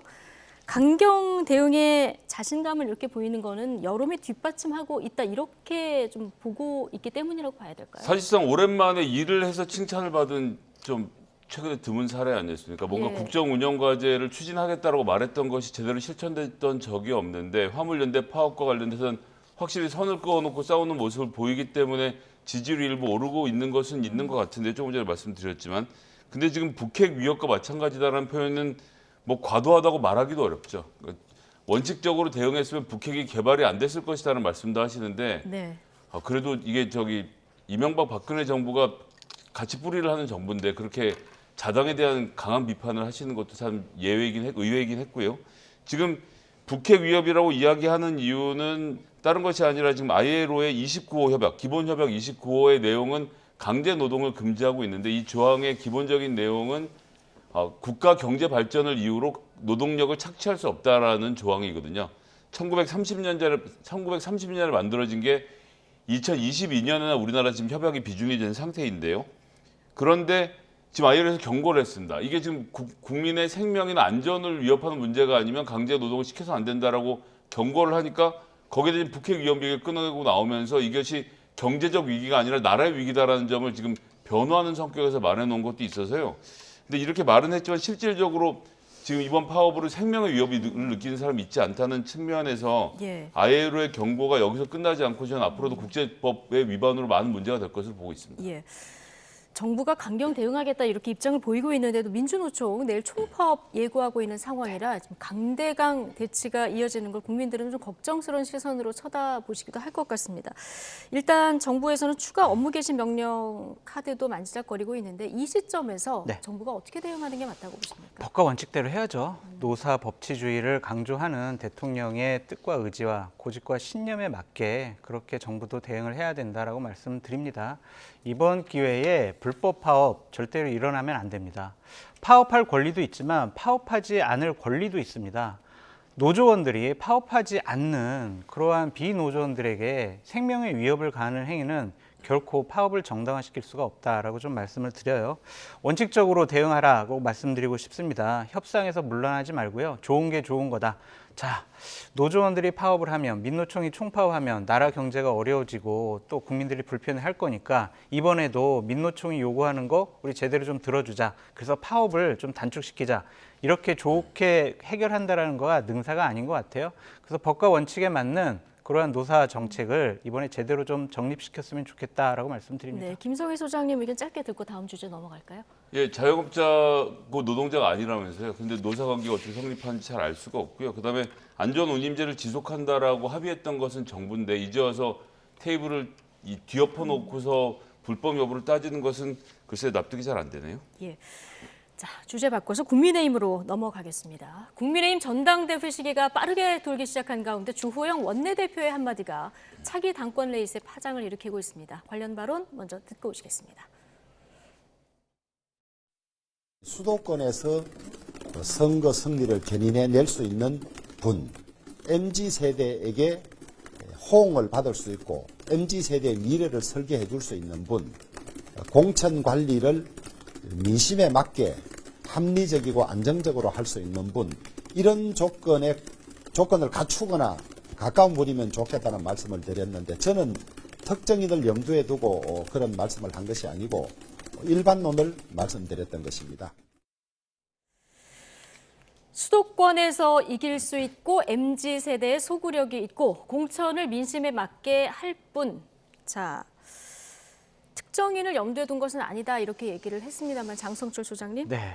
어떻게 초기에 들으셨습니까? 수도권에 소구력이 있고 MZ세대에게 소구력이 있는 사람 이준석 전 대표 아닌가요? 이준석 전 대표. 네, 그렇다고 예. 주호영 원내대표가 이준석 대표를 얘기한 건 아닐 거고요. 저는 기본적으로 상식을 얘기했다라고 말씀을 드립니다. 총선은요.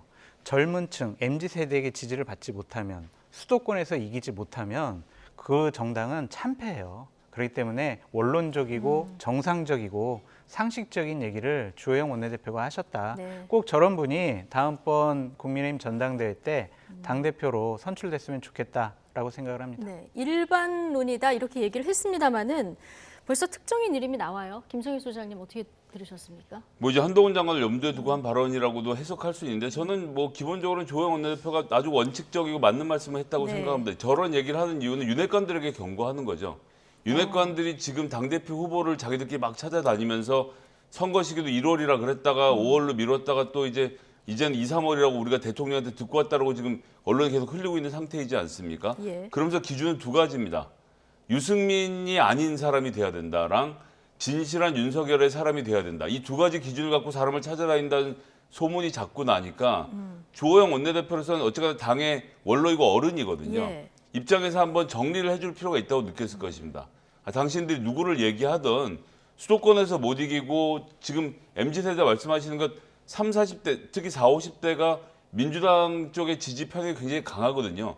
20, 30대를 가져가지 않으면 선거에서 이길 방법이 없습니다. 그런데 수도권에서 못 이기더라도 PK하고 TK 지역에서만 하더라도 2016년에 새누리당 선거처럼 진실한 윤석열의 사람들이 더 많이 당선되는 선거가 되어야 된다는 기조를 갖고 있는 정치인이 있다면 그렇게 하면 안 된다라는 주호영 원내대표의 좀 원론적인 입장에 대한 이야기이고 네. 윤핵관들과 일정 부분 선을 긋는 이야기를 좀 들었습니다. 그렇게 들으셨군요.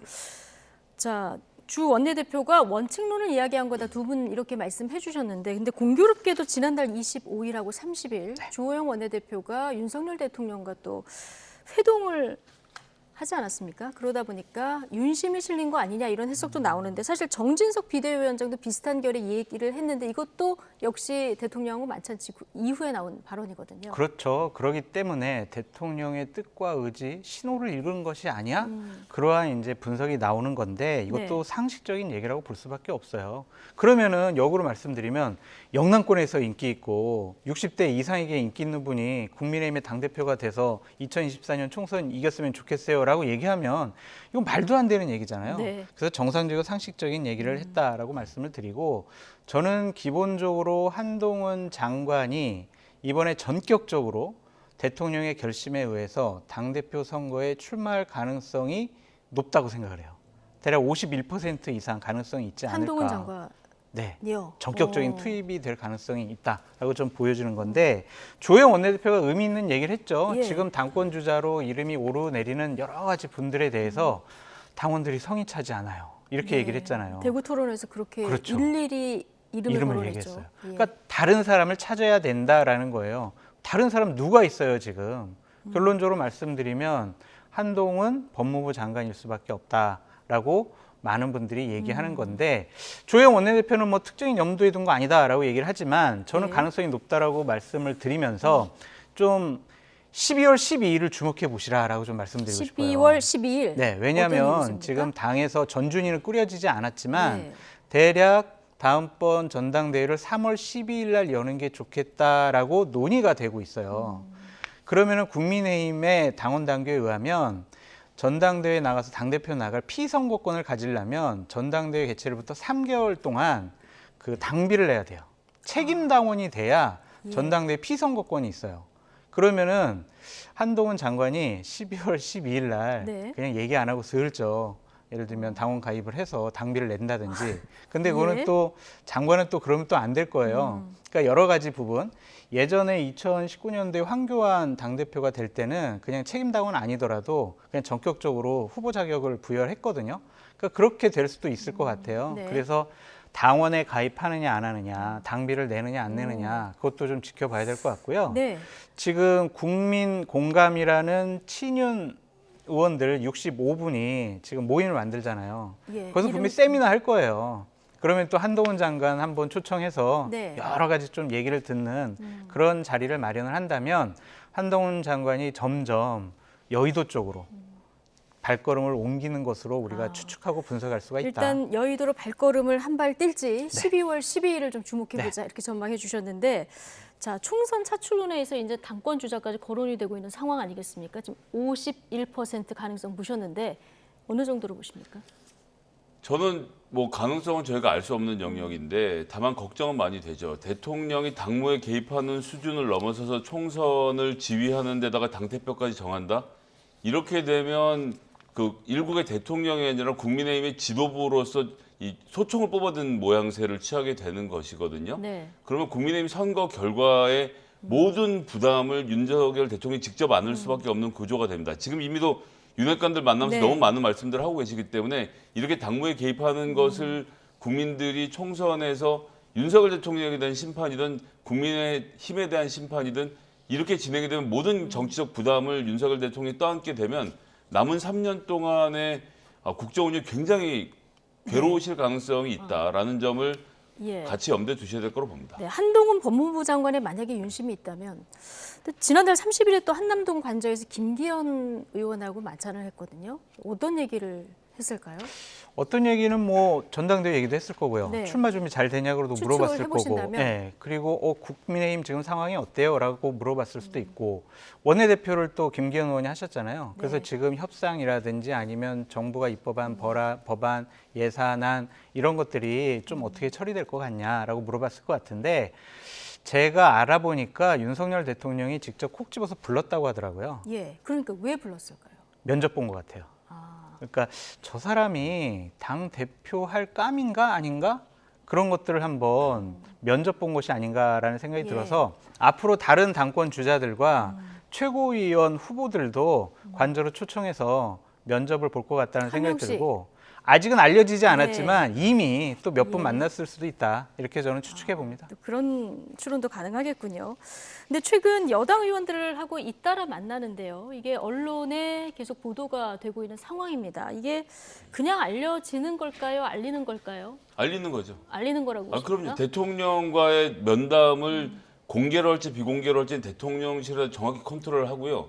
대통령실 이번 면담은 비공개입니다. 절대 말씀하시면 안 된다고 했는데 나가서 그것을 대통령의 뜻을 거슬러서 이야기할 수 있는 사람은 저는 없다고 보거든요. 그렇다고 한다면 지금 완급 조절에서 되고 있는 것은 대통령실과의 조율 속에서 이루어지는 일이기 때문에 네. 그리고 알린다면 알리는 이유는 뭐라고 보세요?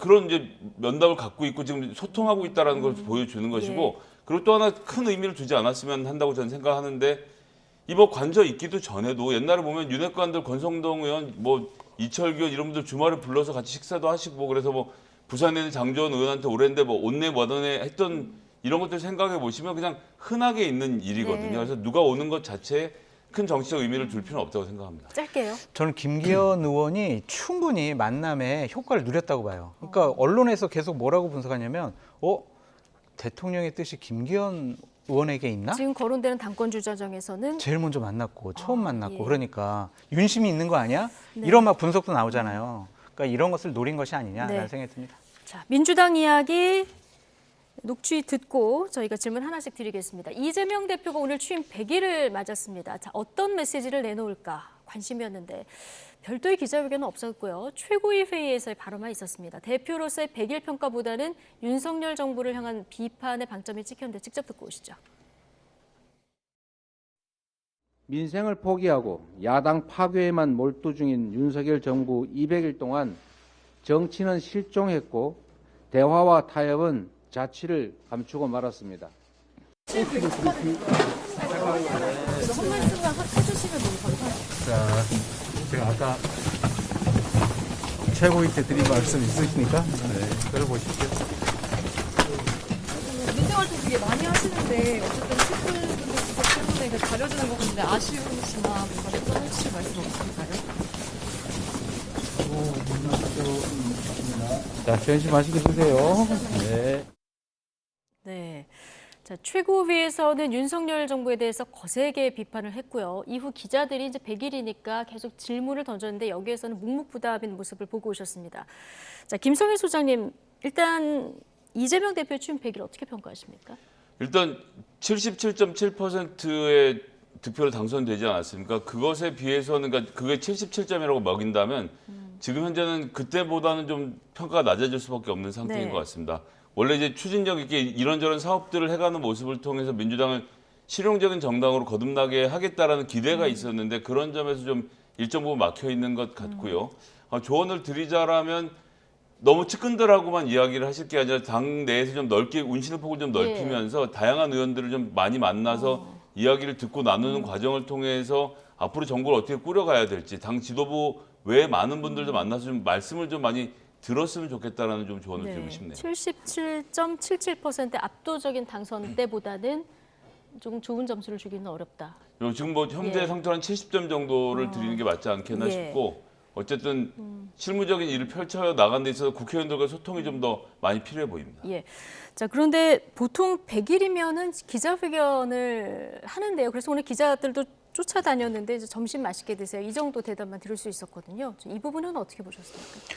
본인이 기자회견 안 한 이유가 있겠죠. 본인이 할 말이 없었고 기자회견 하더라도 좋은 질문이 안 나올 것 같다라는 생각이었을 겁니다. 저는 정당 역사상 어떤 여당이든 야당 당대표가 100일 기자회견 안 한 거는 처음 본 것 같아요. 그만큼 본인의 지난 100일이 정말 어려웠다, 난감했다, 곤혹스러웠다. 그런 자기 고백이 아니냐라는 좀 생각이 듭니다. 본인과 측근들의 사법 리스크로 인해서 수렁 속에서 허우적거린 상당히 어렵고 힘들었던 100일이었다라고 말씀을 드려요. 민생 제일주의를 외쳤지만 남는 것은 정치 보복하지 마세요, 정치 탄압하지 마세요. 이거밖에 없어요. 앞으로 이제 내일부터 101일인데 이재명 당대표가 본인이 처음 당대표 됐을 때처럼 오로지 민생만을 챙기는 그런 실력 있는 모습을 보여야 할 숙제가 남아져 있다. 그렇게 말씀드립니다. 자, 오늘 두 분 말씀 여기까지 듣겠습니다. 장선철 공로센터 소장 그리고 김성회 정치연구소 싱크와이 소장 두 분과 함께했습니다. 고맙습니다.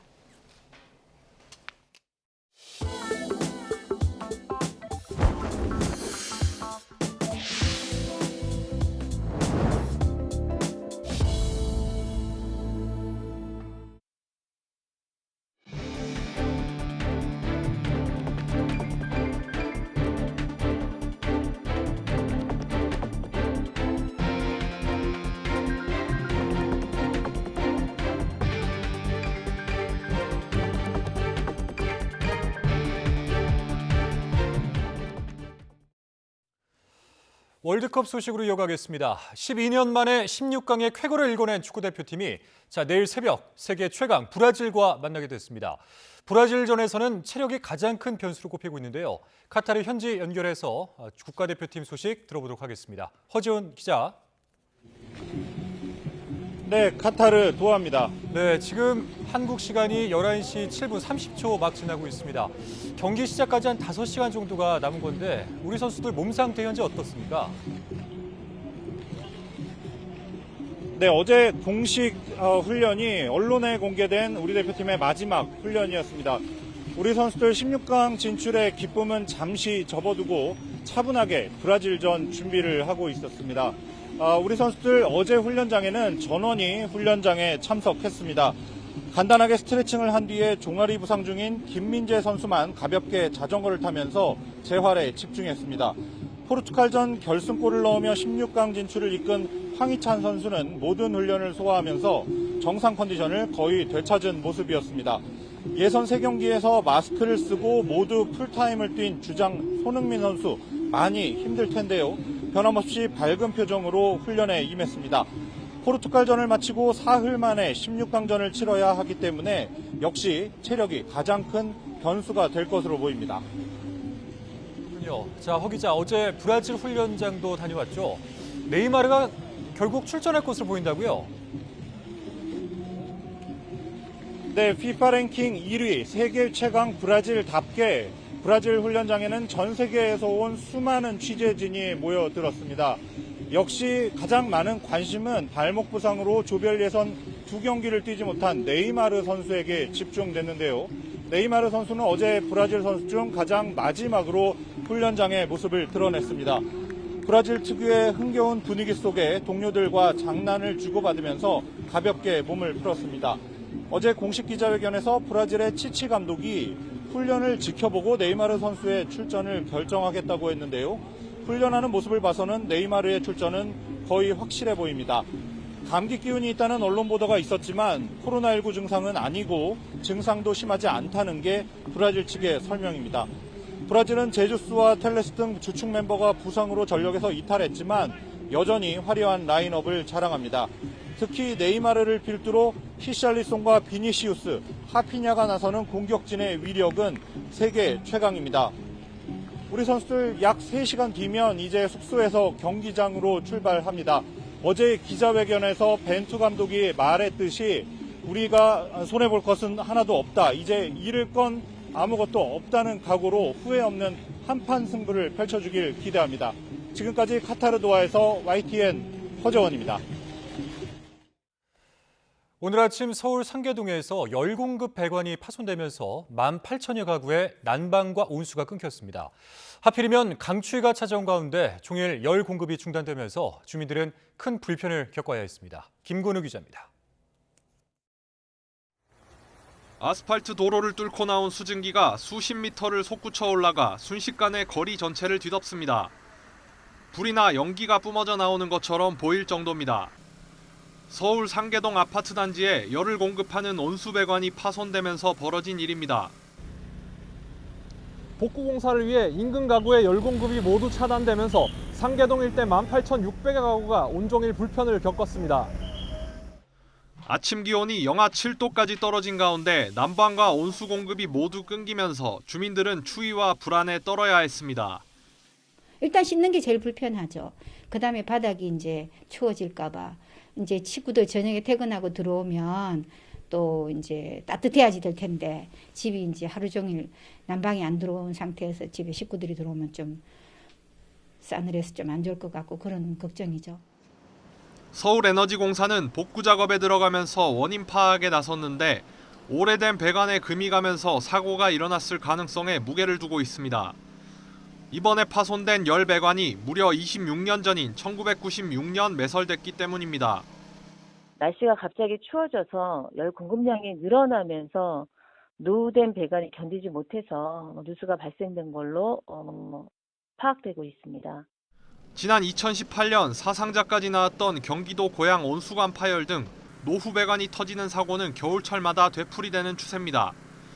특히 온수관에 균열이 생기면 100도에 가까운 물이 지상으로 뿜어져 나오며 주민들의 생명을 위협할 수 있는 만큼 근본적인 대책이 필요하다는 목소리가 큽니다. YTN 김근우입니다. 밤늦게 택시에 탄 취객이 옆에 앉은 일행과 택시기사를 마구 때리다가 경찰에 붙잡혔습니다. 지나가던 순찰차에 택시기사가 구조 요청을 한 건데 당시 아찔했던 상황이 YTN이 확보한 영상에 고스란히 담겨 있었습니다. 김민성 기자의 보도입니다.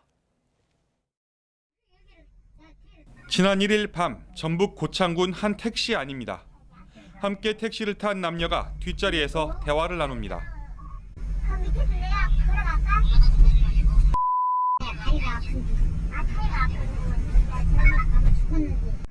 그러다 가는 길이 이상하다며 트집을 잡는 남성.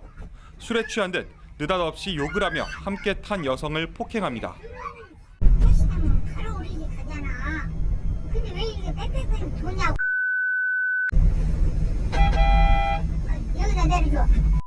남성의 발길질에 비명을 지르며 경찰서로 가자는 여성.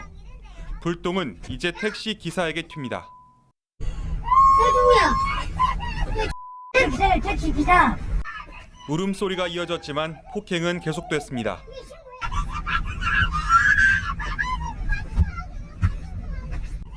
기사와 여성은 경찰 지구대 근처에서 순찰차에 구조 요청을 해 겨우 위기 상황을 피했습니다.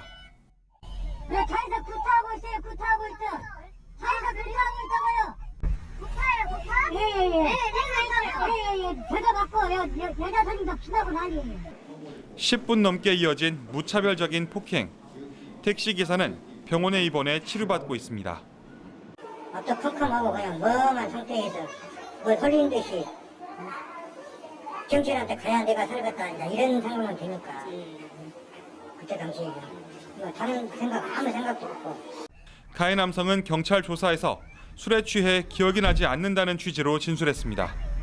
경찰은 승객 두 사람의 관계 등 정확한 사건 경위를 조사하고 있습니다. 택시를 비롯해 운행 중인 자동차 운전자를 폭행하면 특가법이 적용됩니다. 사람을 다치게 하면 3년 이상의 유기징역에 처하는 중대 범죄지만 구속 수사로 이어지는 경우는 많지 않습니다. 도저히 있을 수 없는 일이라고 사이에 좀 격리를 시켰으면 하는 제 바람입니다. YTN 김민성입니다. 화물연대 파업의 여파로 탁송 차량 운행이 멈추면서 기사들이 직접 신차를 운전해 옮기는 로드 탁송이 이루어지고 있습니다. 일당이 쏠쏠해서 구직자가 몰리고 있다는데요. 하지만 제대로 된 사전 교육이나 운전면허증 확인도 없이 이루어진다는 우려도 제기되고 있습니다. 나현호 기자가 취재했습니다. 채 동이 트지 않은 이른 아침, 광주천 옆에 있는 쉼터에 수십 명이 모여 있습니다. 몇 시간이고 추위를 견뎌야 한다는 것을 아는 듯 두꺼운 옷에 모자, 손난로까지 단단히 챙겼습니다. 다른데 직업 소개서에 가면 일당 15만 원에 들들들 떨면서 고생도 많이 하는데 여기 오면 그 새 차도 기분 좋게 한번 차를 탈 수도 있고. 완성된 차를 직접 운전해 출고장 등으로 옮기는 이른바 로드 탁송 일자리를 구하려는 줄입니다. 화물연대 파업으로 탁송 차량 운행이 멈추면서 나타난 현상입니다. 모집한 탁송 기사를 자동차 공장으로 데려가기 위해 집결지 주변 도로에는 버스 10여 대가 줄을 섰습니다. 거리에 따라 하루에 광주 기아차 공장에서는 많게는 15만 원, 울산 현대차 공장에서는 25만 원 이상 받을 수 있어서 인기가 높습니다. 일감을 미리 통보받은 사람들도 있지만 그렇지 않으면 새벽부터 나와서 기다리다가 일감을 얻지 못하는 경우도 허다합니다. 거의 대부분이 여기 명단이 없으실 거예요. 부족한 인원이 여기서 태우고 갈 수 있는데 얼마를 태우고 갈 수 있을지 모르겠어요. 일용직 기사를 모집하는 게 급하게 이루어지다 보니 우려되는 부분도 적지 않습니다. 안전교육이 충분히 이루어지지 않고 심지어 운전면허증도 확인하지 않는다는 주장까지 제기됐습니다. 운전면허증 확인을 안 하고 탑승을 시키고 지금까지도 운전면허 확인을 안 하고 그거 있어요. 그러니까 면허증이 없는 사람들도 할 수 있다는 거지.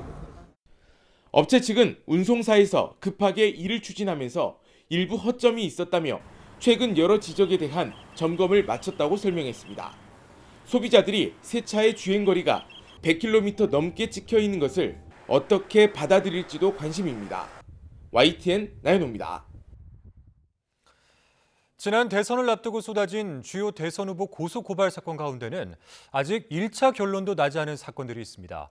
이재명 대표를 둘러싼 백현동 개발특혜 의혹과 윤석열 대통령 처가의 양평 공흥지구 개발특혜 의혹이 대표적인데요. 1년이 지났는데도 핵심 피의자 소환 단계에 접어들지 못한 만큼 이 수사는 해를 넘길 것으로 보입니다. 송재인 기자의 보도입니다. 지난 6월 경찰은 민주당 이재명 대표의 백현동 개발 의혹과 관련해 성남시청 등 주요 기관을 대대적으로 압수수색했습니다. 이때만 해도 수사가 속도를 낼 거란 전망이 우세했지만 이 대표 배우자와 장남 사건 결론이 모두 나온 지금까지도 백현동 의혹 수사만큼은 여전히 잠잠합니다. 석 달여 전 한때 이 대표의 측근으로 불리며 특혜 의혹의 핵심 인물로 꼽히는 김인섭 씨와 백현동 개발에 참여한 회사 대표를 상대로 피의자 조사를 진행한 게 사실상 마지막 수사 소식입니다. 고발 접수 1년째지만 정진상 당시 성남시 정책실장과 이재명 대표 등 핵심 피의자에 대해선 조사조차 이뤄지지 못했습니다. 개발 의혹 본체 외에 브로커 김인섭 씨의 대가성 로비 의혹과 감사원이 추가로 수사 의뢰한 청남시의 배임 의혹까지 수사 대상은 겹겹이 쌓여 있습니다. 경찰은 이런 이유를 들어 시간이 더 필요하다는 입장이지만 시간에 비해 성과가 없다는 지적이 나올 수밖에 없습니다. 1년째 경찰 수사 단계를 벗어나지 못하고 있는 건 윤석열 대통령 처가의 양평 공흥지구 개발 특혜 의혹도 마찬가지입니다. 지난해 12월 양평군청을 압수수색한 뒤 이렇다 할 수사 진전 소식은 1년 가까이 전해지지 않고 있습니다. 윤 대통령 처가가 개발 부담금 미부과 등 특혜를 받았다는 의혹을 규명하기 위해 전현직 공무원과 개발업체 관계자 조사 등 필요한 수사를 계속 이어가고 있다는 게 경찰의 설명입니다. 하지만 윤 대통령 장모 최모 씨 등 핵심 인물 소환 조사 일정조차 잡히지 않으면서 수사 공정성 논란의 불씨는 꺼지지 않고 있습니다. 결국 핵심 피의자 소환 조사 일정까지 고려하면 백현동 의혹과 양평 공흥지구 의혹 모두 연내 수사 마무리는 불가능한 셈입니다. 이렇게 수사 기간이 길어질수록 경찰이 눈치 보기를 하는 것 아니냐는 의심의 눈초리를 피하긴 어려워 보입니다. YTN 송재입니다. 문재인 전 대통령이 서해 공무원 피격 사건의 최종 승인자로 본인을 스스로 지목하면서 전임 대통령에 대한 조사가 불가피한 것 아니냐는 관측도 나오고 있습니다. 그러나 막상 검찰은 신중에 신중을 거듭하는 모습인데요. 왜 그런 건지 김다영 기자가 짚어봤습니다. 서훈 전 국가안보실장의 구속으로 시선은 최고 윗선인 전직 대통령으로 향하고 있습니다. 문재인 전 대통령도 그동안 별다른 입장을 내지 않다가 서 전 실장의 구속 전후 두 차례에 걸쳐 검찰 수사에 공개적인 우려를 나타냈습니다. 문 전 대통령은 입장문에서 당시 안보부처는 가능한 범위에서 사실을 추정했고 본인은 이른바 특수정보까지 직접 살펴본 뒤 그 판단을 수용했다고 설명했습니다. 서해 공무원 피격 사건은 본인이 직접 보고받고 승인한 일이었음을 명확히 하기도 했습니다. 문 전 대통령이 최종 승인권자로 본인을 지목한 걸 두고 검찰로선 전직 대통령을 조사할 명분이 생긴 것 아니냐는 분석도 조심스레 나옵니다. 그러나 지금까지 드러난 정황만으론 문 전 대통령을 수사 대상으로 삼긴 어려울 거란 관측이 많습니다. 단순한 보고와 승인 절차만 거쳤을 수도 있는 만큼 위법성을 인지했는지 또 고의성을 갖고 적극적으로 지시를 내렸는지를 입증해내는데 한계가 있기 때문입니다. 게다가 서 전 실장이 혐의 자체를 완강히 부인하고 있는 것도 큰 걸림돌입니다. 지난 10월 발표된 감사원 자료만 봐도 첫 대면 보고 당시 문 전 대통령의 지시는 정확한 사실 확인이 우선이다와 같은 원칙적인 수준에 그친 것으로 조사됐습니다. 또 전임 대통령에 대한 수사란 정치적 부담도 배제할 수 없는 만큼 검찰도 신중에 신중을 기하는 모습입니다. 신중에 신중을 거듭하고 있고 수사팀도 충분히 절제하고 있다고 저는 그렇게 알고 있습니다. 검찰은 문 전 대통령의 발언은 형사사법 절차 밖에서 나온 입장인 만큼 일단 서 전 실장 등에 대한 조사에 집중한다는 방침입니다. 주말과 휴일을 건너뛴 검찰은 구속 이후 처음으로 서 전 실장을 구치소에서 불러 조사했습니다. 서 전 실장 측은 구속의 적법성을 다시 판단받기 위한 적부심 청구도 검토하고 있습니다. 그러나 검찰은 조만간 또 다른 윗선인 박지원 전 국정원장도 불러 당시 청와대 의사결정 과정 등을 따져 묻는다는 계획입니다. YTN 김다연입니다. 2018년 지방선거에서 송철호 전 울산시장과 경쟁했던 임동호 전 민주당 최고위원이 법정에서 당시 청와대로부터 출마 만료와 함께 공공기관장 자리를 제안받았다고 증언했습니다. 서울중앙지방법원은 오늘 한병도 전 청와대 정무수석 등의 공직선거법 위반 사건에 임 전 최고위원을 증인으로 불렀습니다. 임 전 최고위원은 당시 한 전 수석이 오사카 총영사는 안 되는데 A급 공기업 사장 자리는 줄 수 있다고 제안한 게 맞느냐는 검찰 질문에 정확히는 기억이 안 나지만 어떻겠냐고 물어봤다며 이후 청와대 인사담당 행정관의 전화도 받았지만 제안을 거부했다고 답했습니다.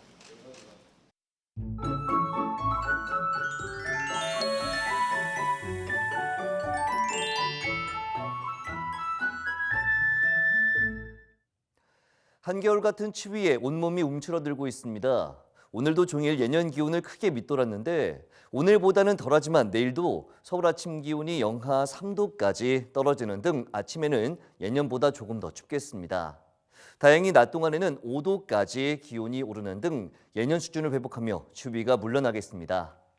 내일 새벽부터 오전 사이에는 서쪽 곳곳에 1에서 5cm의 눈이나 5mm 미만의 비가 조금 내리겠고 영하의 추위 속에 내린 눈비가 얼어붙는 곳이 있겠습니다.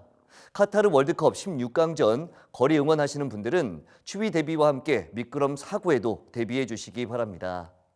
오후에는 대체로 구름만 많은 가운데 대기가 더욱 건조해지겠고 경기 남부와 충청 북부에는 내일 밤사이 또다시 눈비가 내리겠습니다. 내일 아침 기온 예년보다 1도에서 3도가량 낮겠습니다.